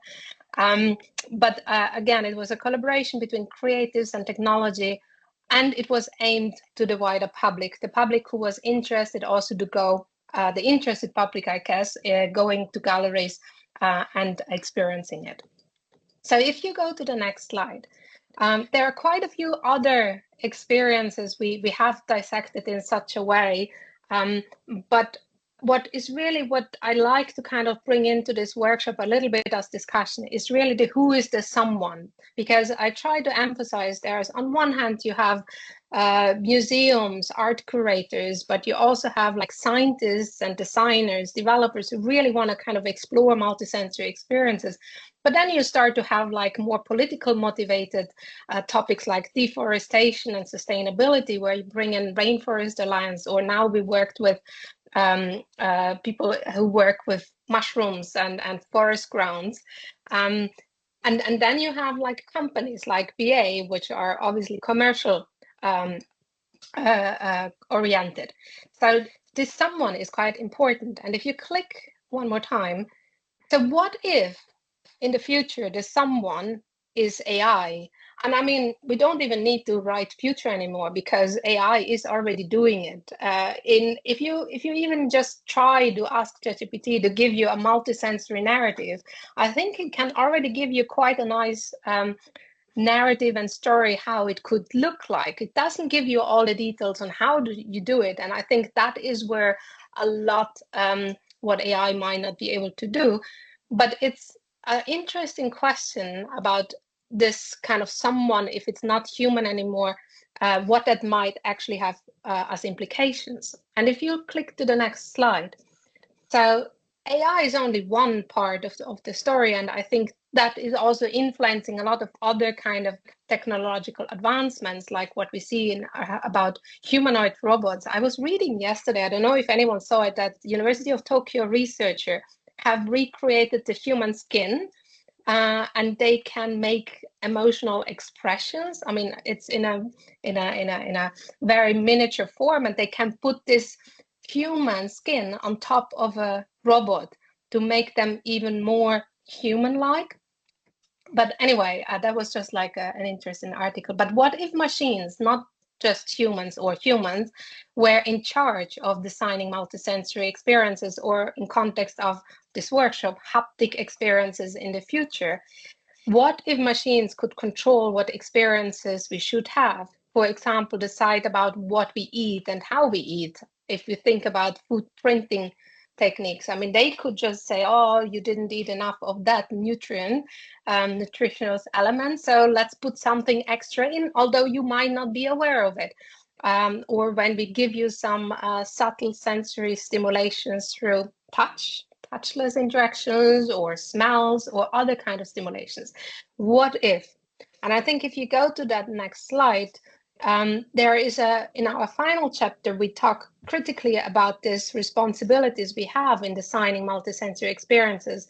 And we kind of propose these 3 laws. And I'm sure many of you recognize there the 3 laws of robotics. And Asimov was obviously someone who inspired us. But we kind of like try to summarize that multisensory experiences should be used for good and must not harm others.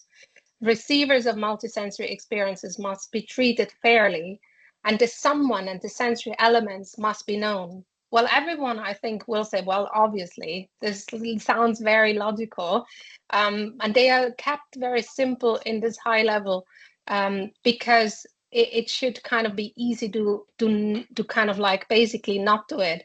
But if you read into the details, it's really about like, is it always clear what is good and what is not good? I mean, how do we know if we harm or if we don't harm?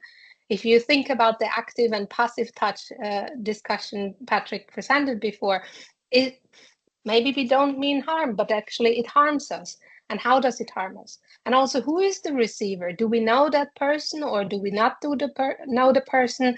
And what if we're designing only with the adult in mind, but actually children are experiencing an experience we have created or technology we have developed? and also the someone. I mean, if the someone is someone we know, someone we trust, it's fine. But what if the government is the someone? The government uses sensory elements to influence whatever, the next week election in the UK or the Euro 2024. What if we have bigger organizations with their own agenda and rationals, which are sitting in the background and actually using these multisensory experiences, technologies, and now also AI to create those experiences? So I think there's an interesting discussion to be had. But if you go to the next slide, and I think it's in my last one, that's what I really want to encourage. Let's discuss, and I know discussions and questions are best over coffee breaks and dinners, and that's why I apologize for not being there in person, but I hope I can still add something so you can discuss later as well. Thank you very much.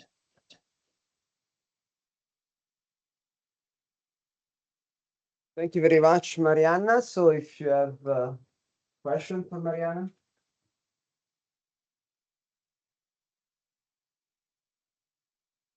Yes, please. At what point is a multisensory experience immersive enough to manipulate someone if she's talking about that? Like, what is smell optional, or like at what point would she see the critical point for being able to influence people in a bad regard? Did you hear the question? Should I repeat? I did. I think it's maybe if you want to stop sharing the screen, I don't know if that helps, but I don't think there is an easy answer on that, because I think what is important is to give people the control and the option to maybe switch something off. But I think we are very much aware about audiovisual stimulations these days, but we don't really know or have this kind of olfactory interface or haptic interface integrations in a wide range of our daily activities. So we might not even be aware that we are manipulated because we are actually enjoying this additional sensory stimulation. And a lot of the questions about when is it really manipulating is unclear, because we are still at the beginning of, especially when it comes to the chemosensory stimulation, at the beginning of building those interfaces and devices, but then also doing the experiments to understand what it actually what kind of perceptual effect it has. I don't know if it doesn't really answer your question, but I think it's a really important point to consider the kind of switch off button to be able to, like, I think, Patrick, you gave the example of you can close your eyes because you don't like the horror movie. So hopefully we can switch off some olfactory stimulation or some touch stimulation if we don't want it, but that requires us to actually be aware of that it's part of the experience. Yeah, thank you very much. So maybe one other quick question. Yes, please.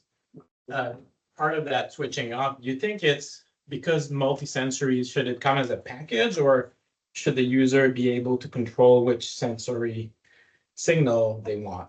Because I feel the challenge is per modality we could get good, but then the best experience are typically multisensorial, and then we use the other senses to kind of compensate for the shortcoming of one. But like for haptics, we use audio. We could use smell to evoke memory when the visual is not maybe sufficient. But then if you give the possibility of turning off, like you don't reach that multisensory goodness if people can pick and choose what they want in terms of sensory. So like, how do you see the control, like the designer or the someone designing these multisensory to say, oh, it's a bundle or nothing, or like, or how do you make it robust to keep it? Because maybe changing one, switching, closing one, and change completely the experience. Marianna?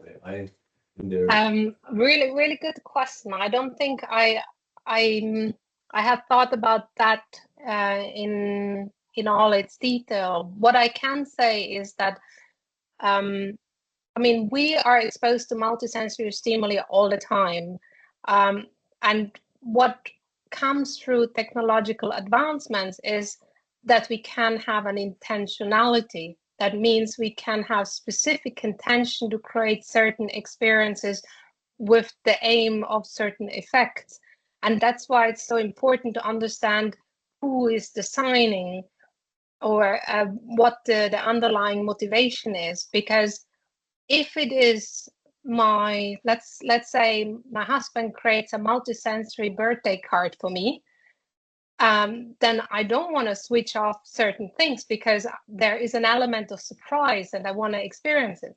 But if the government wants to send me a multisensory, I don't know, election catalog, then I want to have the choice to switch it off because I know that certain sensory element might affect my behavior, my emotions, my decision making.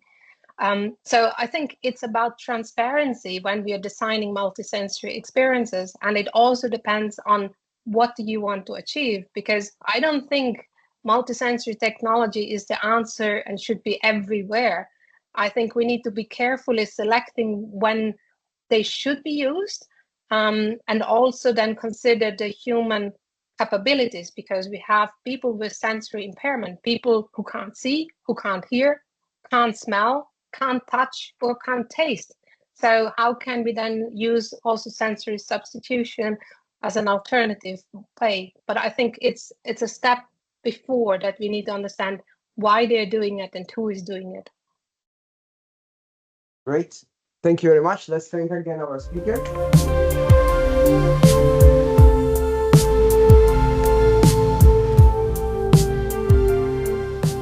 Thank you very much. Good afternoon, everyone. Thank you for joining the workshop today. My name is Iria Loucaidou. I am from Helix. Helix is one of the top 3 SMEs in Ireland in Horizon and Horizon Europe. And today I would like to talk to you about the Haptics and AI Helix and how these can enhance research and global collaboration in the fields of haptics and AI. So Haptics and AI Helix. Let me start by explaining what is the meaning behind the word Helix. Helix is an international collaboration group that is hosted on the Helix platform. We currently have more than 50 helixes in different and very diverse domains, as you can see. And each helix is basically a network of researchers in each field around the globe. So we're talking about universities, SMEs, startups, investors, and even corporate companies that are interested in taking some products or services into the market. Currently, we have these 4 relevant existing helixes: the Haptics Helix, the Trust with the AI, virtual reality, and digital. All these have more than 3,000 individual experts in total from 450 organizations around the globe. So I'm talking a lot about the network and the organizations. So let me say a bit more about this. Currently, we have 800 organizations, more than 800 organizations that are part of this platform, more than 15,000 individual members from 57 countries. This covers all EU member countries. Most of the third countries are associated with Horizon, like Turkey, Israel, Switzerland, Serbia, Canada, New Zealand. And some other countries, organizations from Asia and Africa. Here you can see some of the university members of the platform: CERN, UCL, KU Leuven, Cardiff, Bristol University, University of Cyprus, Aristotle University of Greece, Technical University of Denmark, Technical University of Munich, Utrecht University. So these are some examples of the members that we're talking about. Here are some of the corporate partners that are part of the platform and that you can collaborate with. So these are partners that are interested to take products and services into the market, like Huawei, Ericsson, IBM, Fujitsu, Boeing, Lexmark. And we also have a large number of companies that are part of the platform and are interested in forming collaborations. So currently on the Haptics Helix, we have more than 120 individual members from 100 organizations and 38 countries. You can see here the diversity of experts that are part of this community. And some of the members included in this community are UCL, Ultralip, University of Copenhagen, Eindhoven, University of Politécnica de Madrid, and University of Haifa. Here you can see the community of the AI Helix, more than 330 individual experts, 170 organizations from 44 countries. Some of the members include the Imperial College, University of Bristol, University of Turku, ITNR, Cyprus Institute, University of Twente, Ljubljana, and Ankara University. So here are some examples that I took from the platform today. So these are members of the platform, the ones that I just mentioned, that are seeking either to join a consortium or they are seeking for partners for a proposal that they're preparing. So users can basically post their ideas or reply to post and say that they're interested in joining a consortium. The platform, this Helix community are also designed to drive impact and promote key exploitable results of funded projects to relevant stakeholders. These are some of the posts I took from the Haptics and the virtual reality Helix. So currently we are project partners in more than 30 projects, EU-funded projects. We are impact acceleration partners. So we take care of impact that is sometimes neglected. And 4 of our current projects are focused on haptics, AI, VR, digital. Tajos project is one of the projects that is also will be in the exhibition of the conference. And also we organize a number of webinars and side events on these topics in order to help with matchmaking of global partners. And that's all for me. This is just the QR in case you would like to join the platform as an individual member. So.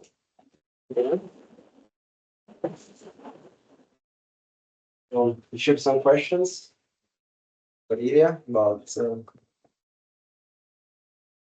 services, the impact. Well, I mean, we will be at the booth, the Haptics booth, and Iria will be there to match make for any interested future consortium building or. Yeah, so please look for the booth, and then you can contact them directly to get more information. Thank you very much again.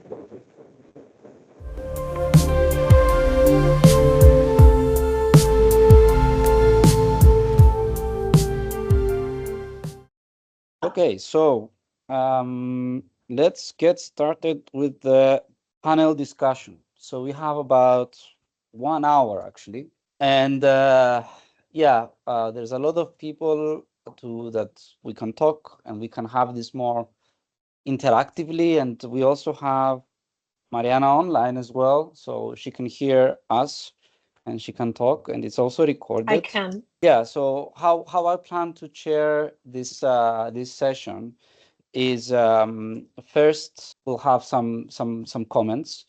Then we also opened up through the website. Actually, we had a form at the bottom where we could get questions from people on Twitter or LinkedIn, because we've been posting actively, and a few people have shared their questions. So I have 5 questions. So they are anonymous. So we did say that we would post them to the panel, so we will go through them, and I've shared them with the panel before. So, but we can reread them or kind of go through them again. So that's the plan, and we will also have participation and discussion, open discussion. So if you have something to say, just raise your hand and address anyone specifically, or if you want to just make a comment on one of the presentations, and then the people on the panel are quite friendly, so they will pick up that conversation. But so as I said, let's start with that. And the first thing I'd like to give the opportunity is basically to ask the organizers of my co-organizers of today, so Iria, Claudio, and Justine, if they want to share that one or two things that really stand out from the five presentations of our expert speakers. So something that made an impression on you, or you will probably go away and think about or research. And what's the one thing that how we want to think about how to use this very powerful tool in haptics, and now we want to, it seems that we are aware of the importance of understanding what we want to do and putting limits wherever they need to be put. So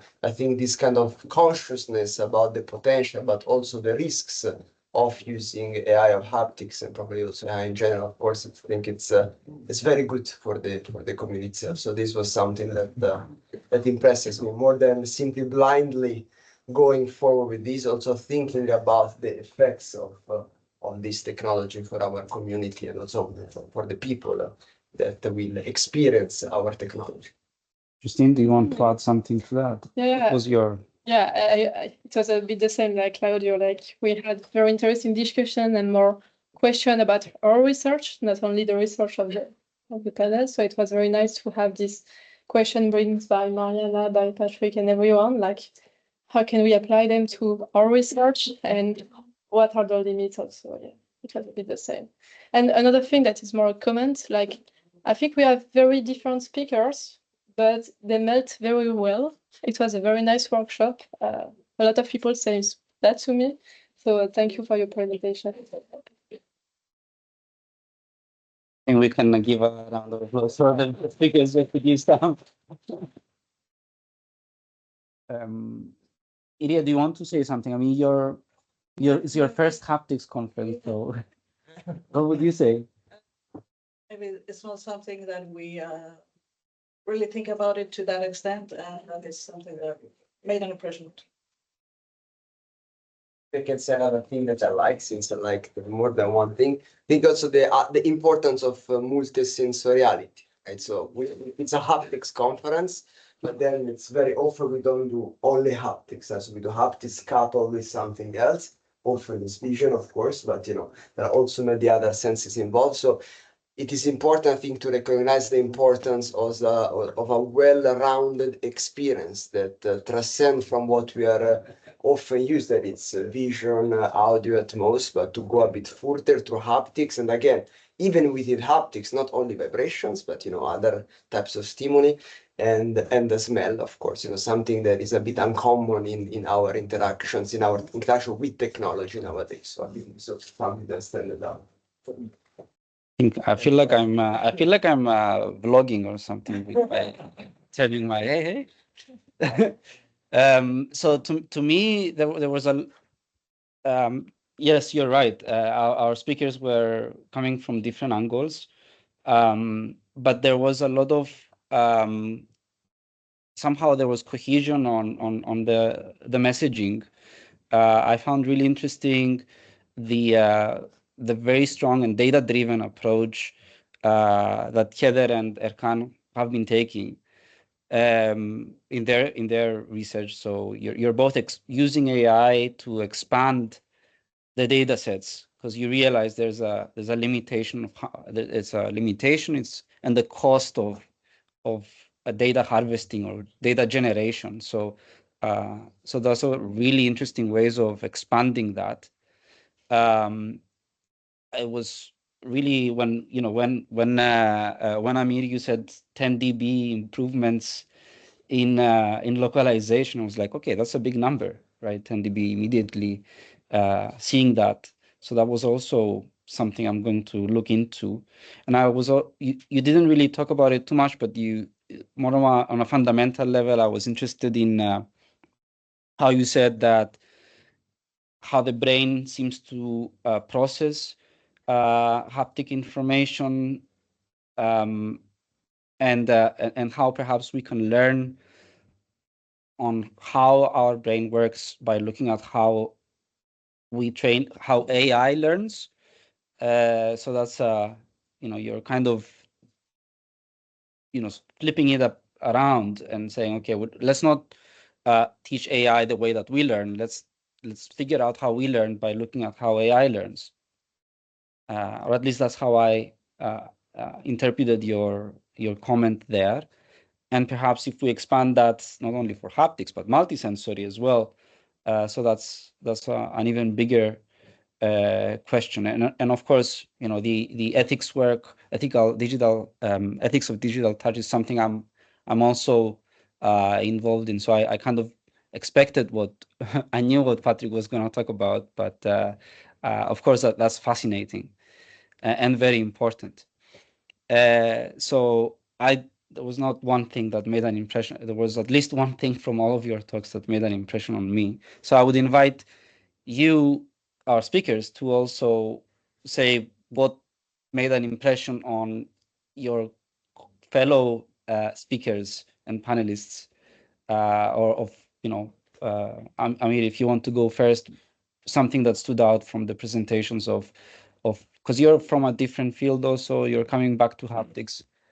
Yeah, I think first on the personal level, I always had this tendency. I came from a vision training and vision lab, and I always felt like I'm studying these very strange topics, and there is no community with the haptics and with the multisensory. When we started it, we had 9 labs that were interested, and nobody, like Charles Spence from UK and some other. And there was even no session at Society for Neuroscience But one thing was I was amazed how much work and how high quality and how different disciplines like Marianna coming from computer science, or this network that I was not aware of. And so that's just on a personal level, it was very nice to see there is so much to learn and so much to.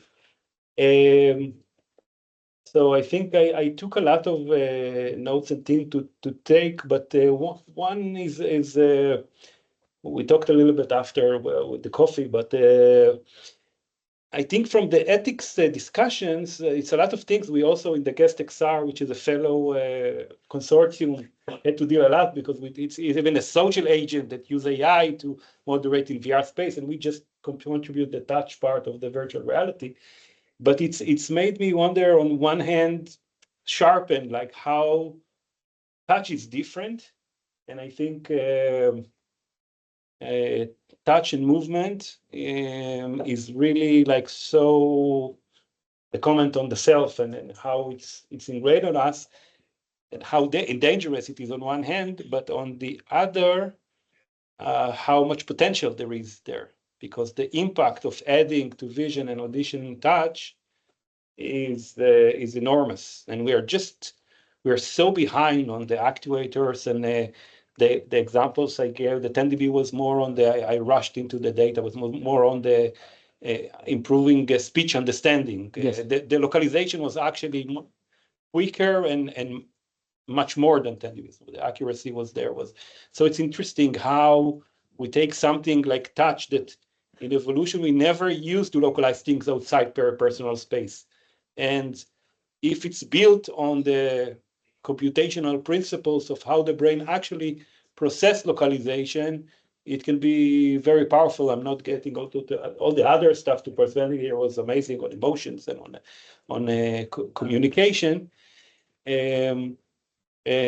So, and also the comment on the brain, actually my take was a little bit different, is by studying how the brain responds to doing the same task, like understanding geometry from the different senses, we can understand a little bit better how the brain is organized, not how AI can use this type of approach and add touch more into. It's not Patrick has Haggard has an amazing set of work on multisensory and touch and body perception and multisensory, but since the actuators were very difficult to get into the MRI machine traditionally, I think that the research is still very much behind. So that's another thing, part of the reason, for example, that we try to make everything MRI compatible and now study the neuromechanism, so, and then integrate it with the other senses. So it's a very long answer, and I don't even remember the question, so I would start. No, I think the question was what stood out from the presentations of the fellow expert, and I think you made some comments about a few things that you picked up. So who wants to go next? Maybe Ercan or Heather? Was like a puzzle, and I liked very much each talk was a part of the puzzle. Important point is that exactly multimodality is most of us and Marianna pointed out, but at the same time, social inclusion. And particularly also at your talk, we can use haptics for social inclusion of the people who suffer from other senses. And of course, if we understand multimodal building of the perception, it is easier to understand also how should be haptics organized to fill these missing puzzle parts. And I think that this will be also in the future very important point. And another important point is that, of course, democratize the information transfer, because what I noticed that if I visit India, if I visit Africa, the information transfer is based on technology. You can have technology if you are rich, and this is a critical point worldwide. And if we can use AI for good aims, we can use cheap sensor and actuator technologies and make available also worldwide the information. This is also a critical point because in haptics we have incredible number of dimensions, and each dimension requires own sensor and also actuator, which makes very difficult to a comparison with visual domain, because if we think about camera, we have a picture and all information, color, size, and all other aspects are inside of it. This will be also a critical point in the development of AI applications, how we can develop universal actuator and sensor solutions together. These points. Okay. So on my side, what really stuck out to me was the emphasis on multimodal, because it really is important, because us in haptics, when we do a lot of our tests, we blindfold people or play white noise in headphones, but we have this ability now with AI to really bring everything together, and we can actually build on, or we can actually build on the availability of data, because we don't have a lot of the haptic data, but we have a lot of visual and auditory data, so we could potentially, use the multimodality to our advantage, because all of these senses are kind of interplaying together. So is there a way that we can kind of build on data from other senses as well, even if we're lacking within the haptic data domain, because that's really going to be one of our limiting factors. Another thing that really struck out to me, obviously, was the ethics, because I am really struck a lot with AI now, just because we can do something doesn't mean we should. And because I also work a lot in social touch, which unfortunately I didn't get to in the talk, and that has very, very serious ethical implications in terms of consent, in terms of the type of touch, in terms of age, and and potential sexual assault. And so I had making sure that you include all of these ethics, not only in the, not only within the type of, not only in the application, but in data usage, I think is going to be really, really important. So I really liked how kind of it got the panel really covered, or the workshop really covered all different aspects that are really going to be so important to making sure that we have an effective use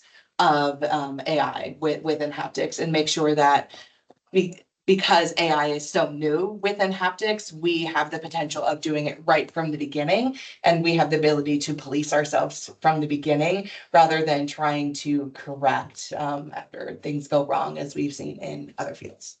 Yeah, I find it really interesting because I don't really work in haptics. I certainly don't work in haptics engineering. So my day job is in somatosensory psychophysics and somatosensory neuroscience. So I learned a lot. Thank you very much. And I just want to make a couple of comments. So one is that it seems as though texture is the low-hanging fruit. That's the area where AI is going to change haptics fastest and possibly first, particularly in terms of generative. So in terms of a generative approach to AI and the ability to generate experiences, I thought texture was good, and that made me happy because, at least for most texture perception, you can take your hand away. So it's kind of also ethically safe because you're typically working on the fingertips. But I thought that there was an interesting reflection on texture perception. So we know that the frequency spectrum of the mechanical vibrations is extremely important for the experience you have. We know that it depends both on the receptors in the skin, but also on the skin mechanics. And we know that that changes with age. So you showed that, I think, very nice slide showing the drop-off in the high frequency. And that's something which should be accessible to AI. So can we, for example, have frequency shift approaches to texture perception, where you can achieve texture perception which takes into account the individual transfer function of each person's skin? Can you allow people to develop particular sets of frequencies which provide useful texture perceptions for them? And can that be something which is perhaps inclusive for people of my age, in fact, even a bit less than my age, who are already apparently beginning to suffer a frequency drop-off? So I think there's some interesting room for inclusive AI on the frequency side in the texture space. The second comment I want to make is actually picking up on something that was in Marianna's really nice installations. I mean, these are things that people might actually pay to do. In some cases, there's corporate sponsored. In other cases, you presumably would pay, and that's probably coming. I think the multisensory art world is moving very fast. There are now a lot of interesting multisensory experiences. So the haptics part of these experiences is not yet immersive. So the immersive part comes from the vision and the sound. And your body is not really immersed. You might be getting some haptic stimulation through the seat. You might be getting some haptic stimulation through a moving platform, but we're not yet having immersive haptics. There are good reasons for that. It's risky. So if you start moving the whole body around with an exoskeleton or with these sorts of devices, then there's obviously a risk of hurting people. But I just wondered, perhaps this is a comment that other people can add to. Will we have truly immersive haptics, or will we use other sensors to generate the immersion and then add a little bit of haptic stimulation to the fingers or to the face as well? So is the haptics always going to be local and the sense of immersion in the environment going to come from other sensors? Or will we be able to make the haptic part also immersive? And I thought there it would be worth thinking a little bit more about thermal sensations, which, I mean, even from this room, we can tell that thermal sensations are all over your body, even when you don't want them. So thermal might be a way to get more immersive haptics. And of course, infrasound, which is another way that you can get full body sensations, possibly generated with AI guidance. So I'm really struck by this at the moment gap between where texture perception is. I think it's in a good, fast traveling place, and immersive experiences are also in a fast moving place, but they're not particularly haptic yet. Those are my comments. Thank you, Patrick. Marianna, did you catch that? You did? Can I just say before I move to you, Marianna, just wanted to share also that, yeah, the textures has been a focus, and it's very much, you had this comment about whether we can put the personalized transfer function into the equation and train someone there. But and while a lot of the research in textures is on the properties of how they feel, there's also I guess a hedonic side to that. And so once you allow that into your personalized transfer function, then the ethics immediately becomes important, because it's not only about replication, it's also how does it make you feel, because maybe I have a preference on this particular material or this particular texture. It's something that I really like, and that's personal, while someone else may not like it. And so there's that aspect there as well. Marianna, would you like to say a few things as well? Sure, I can. Going last is always the difficult part because everything smart has been said.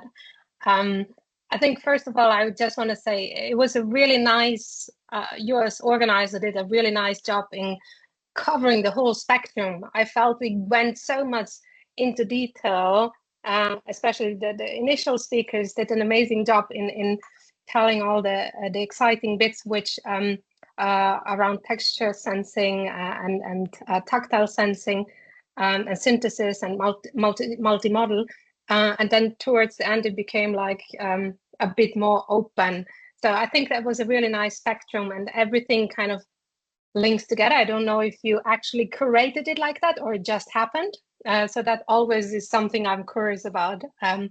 Anyway, but I think I wanted to pick up on two things. One, what Heather was saying about that we are still in a really good position to shape, because the touch is quite early on. I mean, we're working a lot on touch and we are quite immersed in it. But if you're going into the wider public, well, people understand the vibrations of their mobile phones and maybe some other kind of integrations in gaming scenarios. But touch isn't that much present there yet, as obviously audiovisual technologies are. And so I think, if I understood you well, you really said that we have still a chance to influence. And I completely agree that that is what we should try to do, to kind of like help shape the field where it goes in, and I think linked very nicely with the responsible innovation approach, to anticipate some of the potential consequences there are, and maybe be able to avoid some of those consequences, although it's very difficult considering how rapidly AI is taking the world and is kind of changing a lot of the things we took so much for granted. And I think that is one thing where I think that there is a lot of discussion. So how do we shape it really so that it has an impact? What are the steps we have to take? The other thing, Patrick mentioned, immersive touch doesn't quite exist. So I just came back from Japan and I went to the team lab. I don't know if anyone has been in this, in a team lab. It's basically a huge space with multisensory experiences, and you walk through. And I saw the current show, which is on Borderless, and although it's visually and auditory extremely immersive, the one thing which I found super interesting, it's maybe not so much, well, it's touch and movement, because you can go to the walls, touch it, and what is on the wall is going to change. So based on your interaction, so people were started sitting in corners, and then suddenly the projection mapping, which was around them, changed. Suddenly, instead of flowers on the walls, you saw a waterfall or birds flying.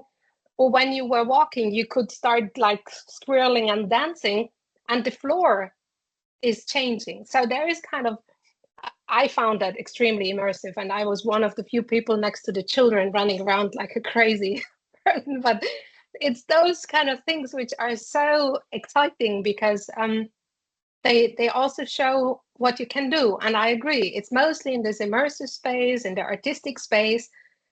But I think it's so powerful that we could think how we could change education, how we could change healthcare, where one of the big problem is people adhering to certain kind of rules to stay healthy and care for themselves, or in other kind of areas. So I think those, just as an example, that I think there are attempts towards this immersive touch experiences as well. I stop here because I think we still have a half an hour only. Thank you, Marianna. We do have half an hour. Yes. So we had our initial discussions and points of interest by everyone. So then we have five. Actually, I just received a sixth question as well. So I'm gonna try. I've got them on the big screen, so you can read it, but also I can read it so you don't hurt your neck. And then after that, well, we can already have some interactive discussions as well. So the questions will be addressed to anyone in the panel who wants to take it, and anyone in the group, in the audience who wants to also comment on it. And I haven't actually curated them, so I don't know which one should go first. But so let's just take it from the top. So Marianna, can you see as well? Okay. Okay, so haptic technologies are varied, some targeting single element of touch, e.g. vibration or pressure or temperature, and some targeting different part of the body, face, hands, torso. When it comes to content creation, for example, immersive experiences or movie experiences, how do you see AI and hapticians working together or in opposition to port content from one haptic platform to another? My impression is that also if we organize the experiments, the visual domain is very critical. Of course, if you cannot see or if you have visual impairment, it's a very different dimension. But if you can see, visual information plays a very strong role on the expectations. Therefore, it can be used in most cases as a reference to understand what is the plausible audio and haptic information for this visual information. And this helps all together because if you know it, you can differentiate, as I also discussed that, to different haptic stimulation and to different haptic dimensions. But first of all, as a reference, my impression is that visual information can be very helpful. There's a lot of experiences in the world that are not visual first. Like if you ringtone or like typing on the keyboard, like there's stuff that are by design, not visual. And then we still have that challenge of porting experiences from one device or one system to another one. And that, like, there's no way to use a visual to inform what you should do. This is actually the only question of the 6 or the 5 that I can answer or even talk about. So I'm going to jump right in if that's okay. So again, I'm just going to state the blindingly obvious. The answer to this question depends on the receptors, the neural receptors in the skin, which send signals to the brain, which are the basis of experience. So when you port something from one, let's say, actuator or one platform to another, a really critical question is, are the two platforms going to be stimulating the same receptors? So stimulating the fingertip will produce some experiences. If you port that to a platform where you might stimulate the whole arm, you've got a completely different set of receptors. You've got many fewer receptors. You're going to get different experiences and you're going to get less intense experiences.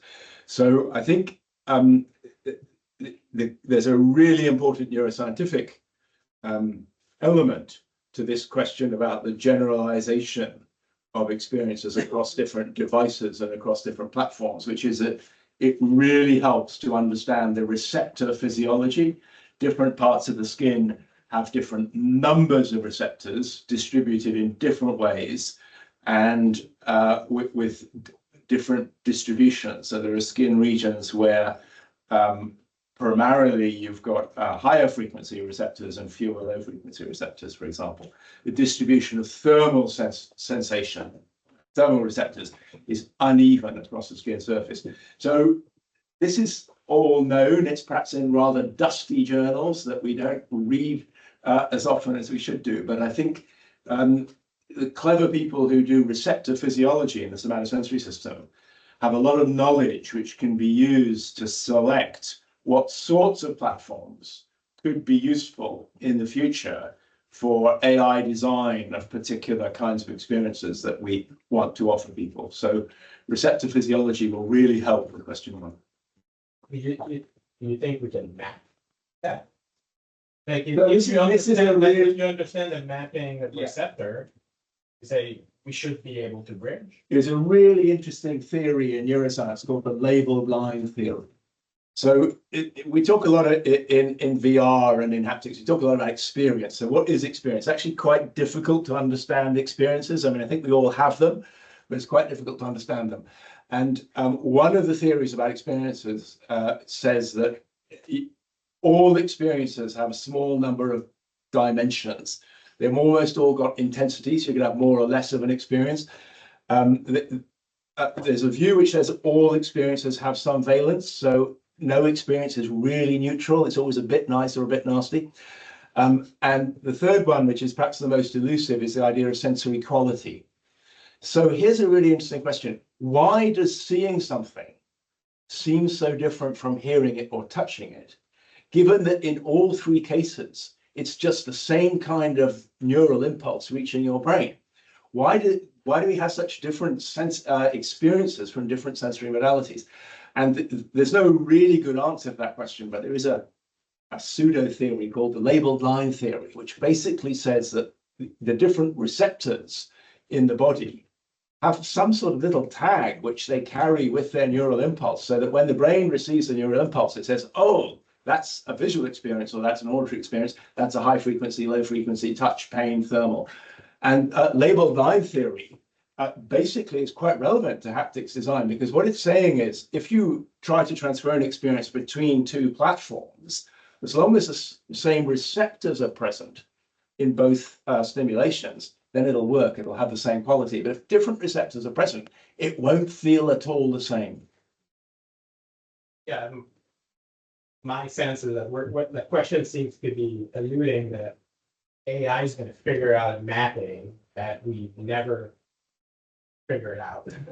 Oh, so, yeah, so pretty good for that. Yeah. So I'm just trying to figure out, are we waiting for AI to give us a solution that we don't even, that we're struggling today, but we just need the scale or the speed or the power of AI, or we're looking for that golden answer that we don't even know, that we're not even capable of doing manually today in some like that.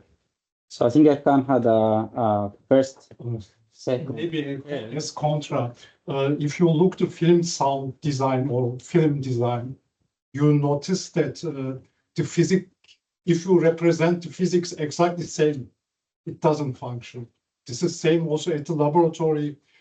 My point of view that because exactly we worked on it, we tried to measure physically absolutely correct and try to exactly create the same physiological reaction as possible. But the impression of the users or participants were always very disappointing.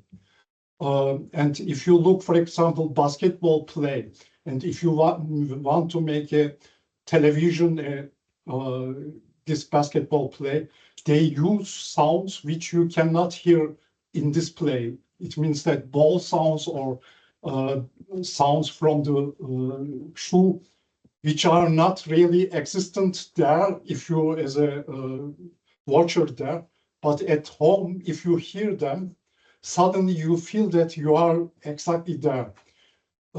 Therefore, my point of view, we should define from these events maybe from visual domain, maybe also other emotional domains. Which expectations we combine with this event or situation? Yes, ma'am. Oh, I had so many things to comment, but I would limit myself.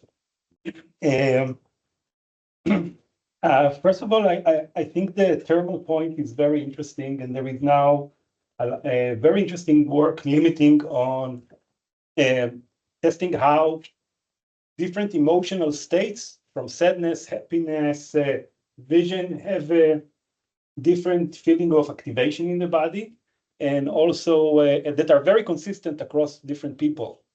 It can be a visual representation, it can be a touch. So I think the comment on the thermal and also understanding really the physiology of the receptors could really help us. On the other hand, I have to completely disagree on the on stopping there, because I think, you know, like we discussed a little bit in the break, the input to the brain is a very small portion of the story. Yeah. So, for example, we used to think about vision is there is something that is getting inside our brain, and this is how we see. But we have 10 more times more connection from the eye to the first station that bring the information than input going to the brain. So it's the top-down modulation of vision, of touch, of sound that is much more important than the actual input from the receptors. So I think it's a very small part of the story. And I think immersion is like one example. So for example, we played with this stereo touch algorithm for space in VR context. And the immersion is quite incredible. And I think also, so yeah, you know, touch, vision, immersion is helpful, but vision is so bad in comparison to reality, even in VR, with all the avatars and so on. So touch sound can be a very interesting direction. Again, I think there to your comment, we all the time wait for AI to solve the problem, and it will solve a lot of problems. But I gave one example. Maybe we were super lucky, yeah. But where the AI put all the power but the model was wrong, like using this multiple array. Go to see how things are built in the brain. You know, if you want to do somatosensory, look on Patrick's 30, 40 years of work on how things represent, but don't stop with the receptor, of course. And once you have the model of how we immerse in space, our body in relation to the location in space, implement that, and now use the power of generative AI and all these big models and so on, the result, and again, maybe we're lucky, but was one order of magnitude higher than the benchmark. Okay? So it can work both ways, you know. Yeah, maybe the final comment, although I have many more, but I'm talking too much, is that we can think about actuators that have touch. Somatosensory in itself is multimodal, yeah. So we can have the actuators have several dimensions, you know, vibration, pheromone, and so on. But then you can make the leap.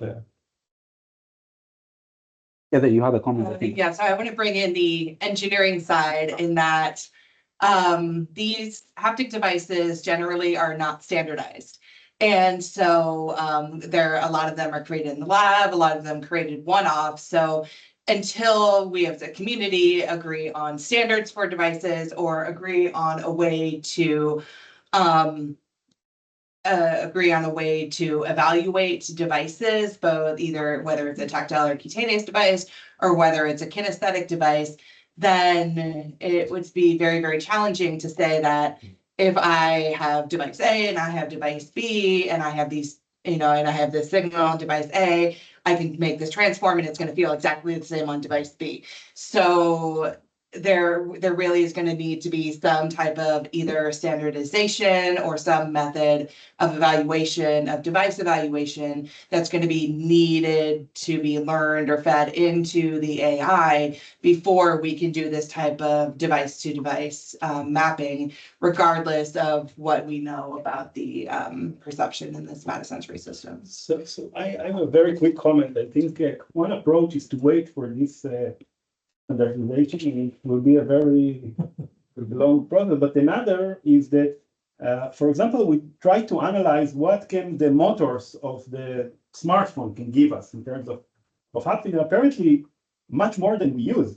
So we can use like up to like hundreds of hertz in there. So, another approach, creative approach, we didn't do anything on this, but it could be interesting, is to say, okay, everybody uses smartphones and maybe a little bit VR more and more, but let's evaluate what's there and adapt what we are doing to this, and then we will have much more data and much more impact. And just we comment. So I think we've answered the first part of the first question.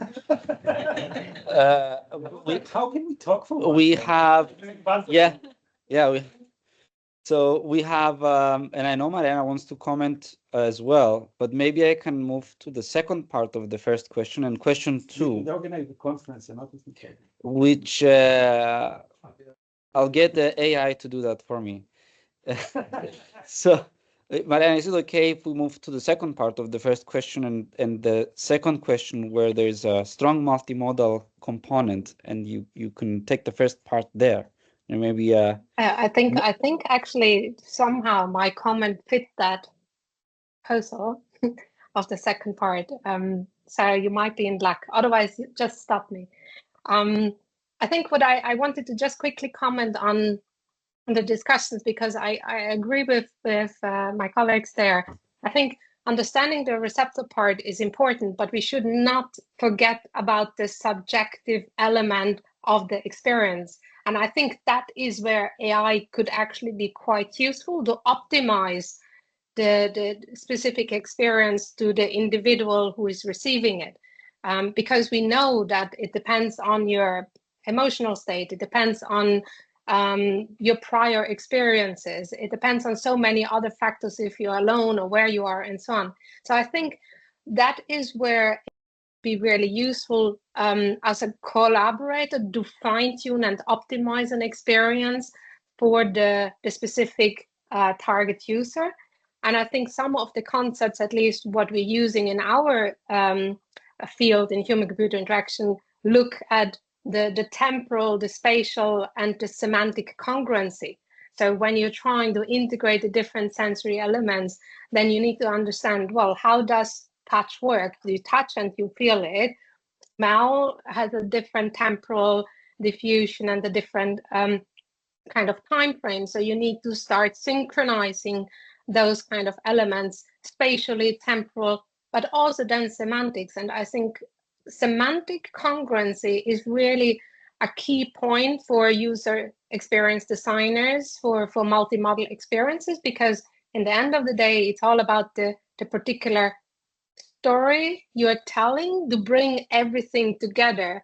And yes, there are differences in devices, there are differences in receptors, but I think you should try to stick to some common ground and principles, but then on top of that, there is variability.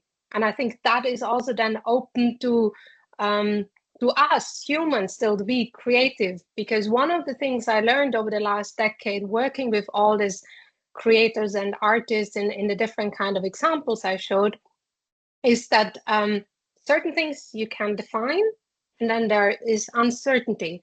And I think that is where the expertise of us humans still come in, where AI can be someone to help, reflect, maybe give you some suggestions, but AI, I don't think is clever enough to kind of like find the final solution for it. So I just wanted to kind of like emphasize the fact of AI is more a collaborator, enabler, rather than we outsource it to the AI. And one area where I think we still need to do more is this human AI alignment, especially when it comes to sensory perception, because AI can talk a lot about visual and maybe even auditory sensory perception, but when it comes to touch, when you ask them, and that's something we are doing right now in the lab, ask them to describe fabrics or different tactile sensation, the alignment between human and the AI is actually quite bad. So just to add that to the conversation. Sorry, can I ask a question, Marianna? Can you say what the direction of the misalignment is? Can you give some examples of what sort of errors So we there all- are between AI judgment and human judgment. So we only started In vision, doing that that. turns out to be really interesting. So in understanding the kinds of errors that artificial vision AIs have made in, for example, object recognition or scene recognition tasks, that turns out to be an extremely interesting scientific insight into the alignment problem. Now I'll let you answer, sorry.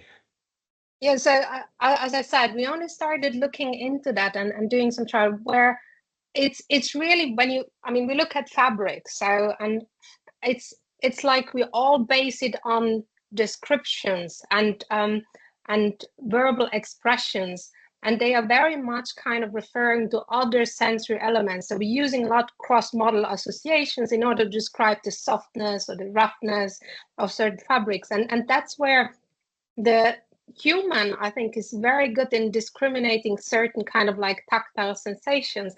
But when it comes to just using the descriptions, the AI wasn't able to kind of create that alignment where humans were able to do.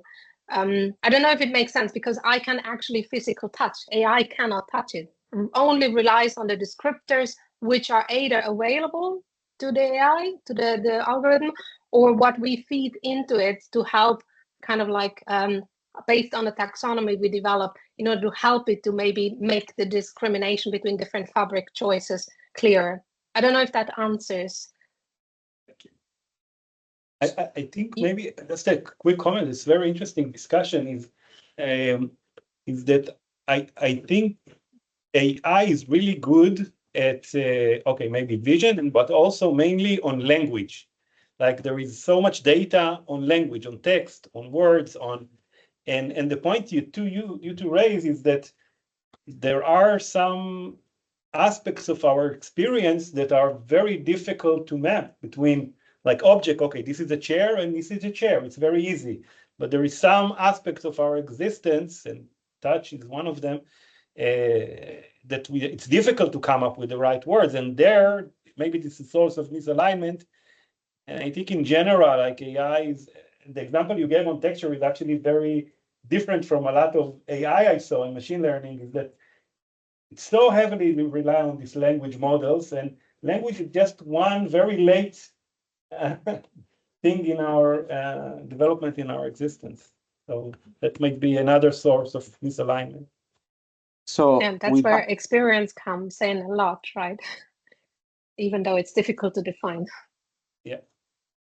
Since we have very heated discussion, and we have, I think we touched now on question 2 as well. So maybe we have questions 3, 4, and 5.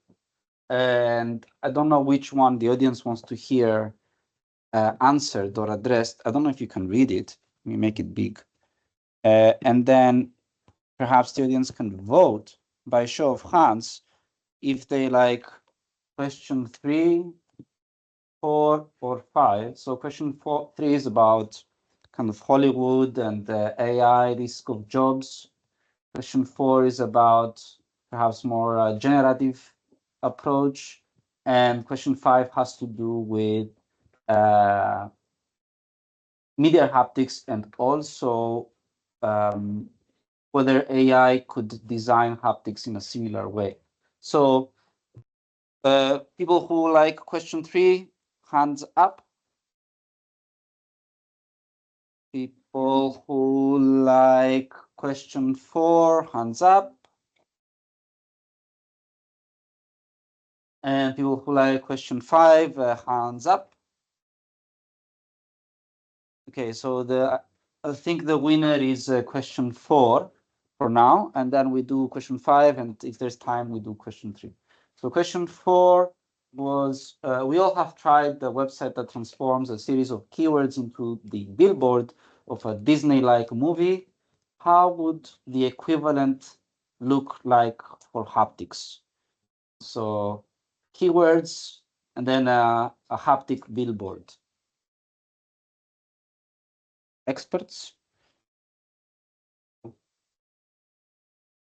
Any comments? So what I'm thinking this is getting at is the user would describe the feeling of something that they want to feel, and then the AI would generate something that feels like I want the simple would be I want a vibration sensation that feels exciting, or I want a texture that feels soft, or something like that. So that kind of gets back to what we were talking about at the end of the last question, then would be needing to have the match between language and haptics, needing to, you to be able to describe something and then having it generate an equivalent haptic sensation. So that would be needing to have that kind of correlation between what we verbalize or what we create meaning into something, and then what would be the corresponding haptic sensation for it. Would you expect some particular medium for haptics? Would it be so what would be the haptic platform of your choice for a haptic billboard or a haptic AI billboard? Does it have to be billboard? It's an example. More That's what it like says. just a haptic sensation in general, like a generative AI haptic sensation. But we're thinking like, is billboards tough because it's quite large. Yeah, I would think either for this I would do either something like vibration sensation. So you could do vibration sensation in the phone. Like I want the vibration sensation to feel exciting or welcoming, or even something like irritating. Or you could even do it like a robot motion. You could even do like social touch. Like I want to create a robot motion that is welcoming, or I want to create a robot hug that is welcoming or loving or calming.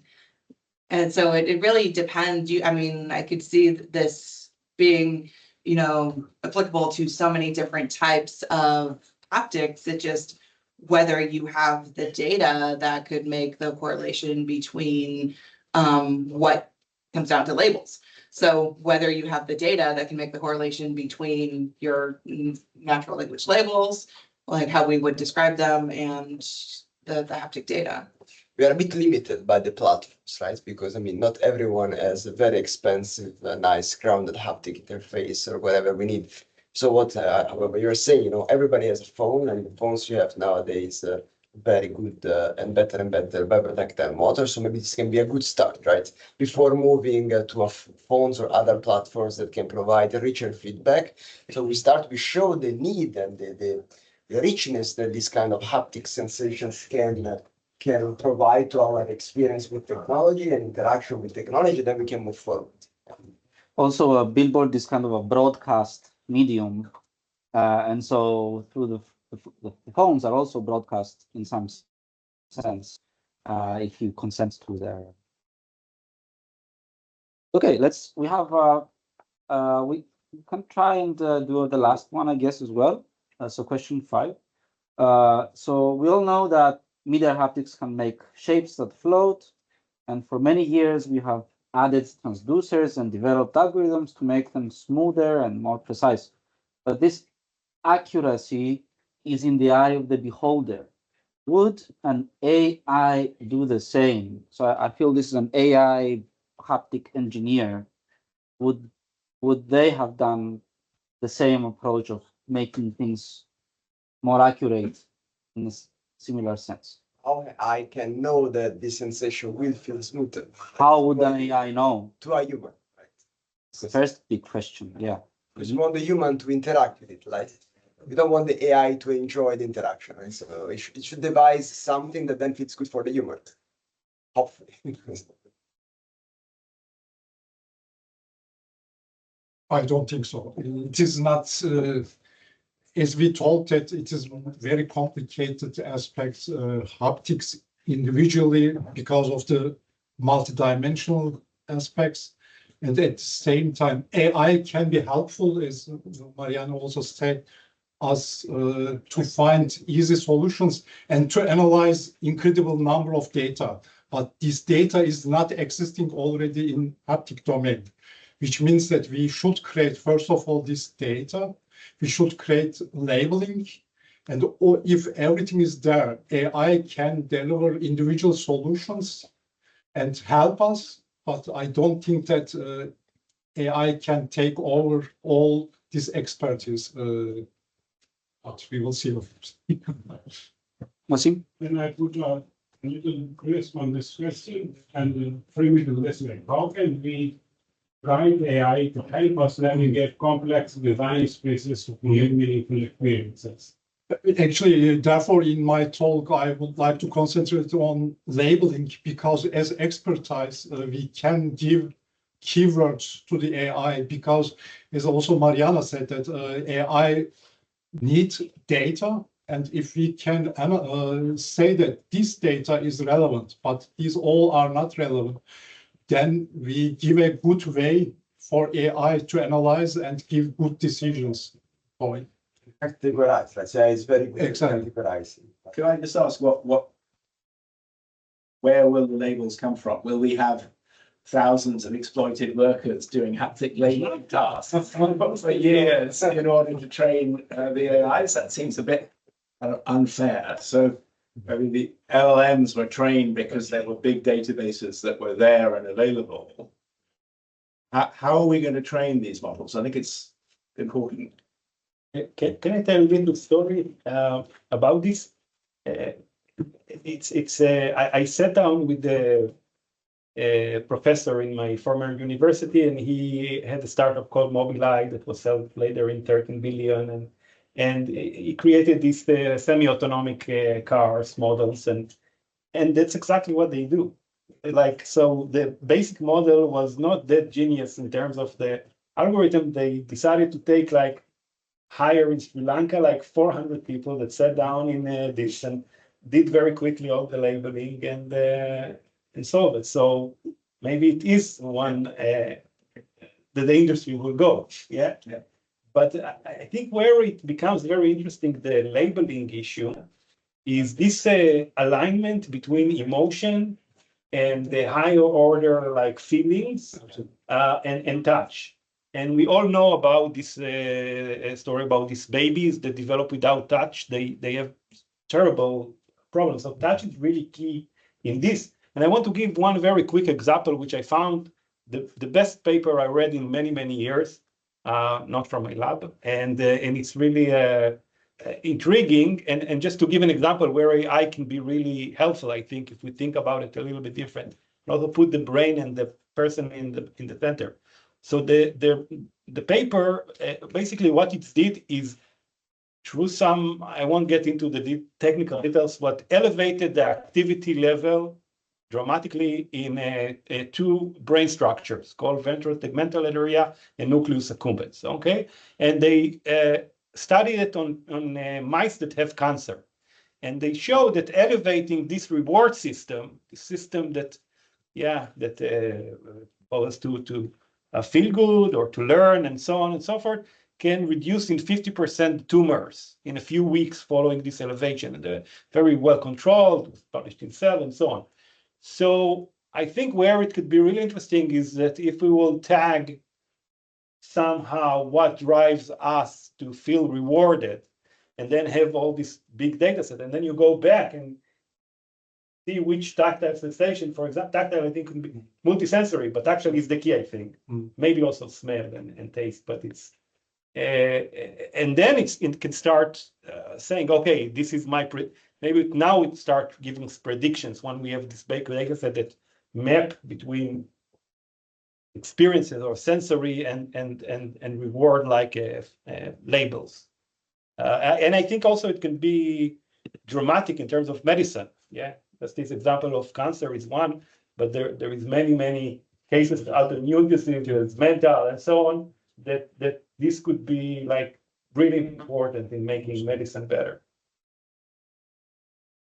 So I think we are out of time. Thank you for the story sharing, Amir, and very ambitious also to try and through haptics and AI, there's an opportunity of possibility of addressing serious problems like cancer. So thanks everyone for joining. Let's all thank the speakers who stayed and were extremely engaged. We really turned on the heat on them. So, and we have a great next few days over the conference. Thanks a lot.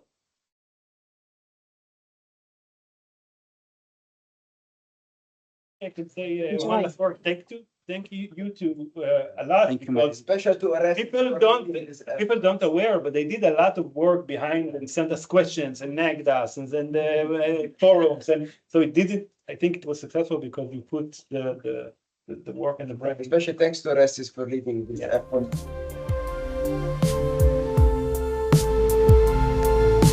It was a team effort, so thank you a lot.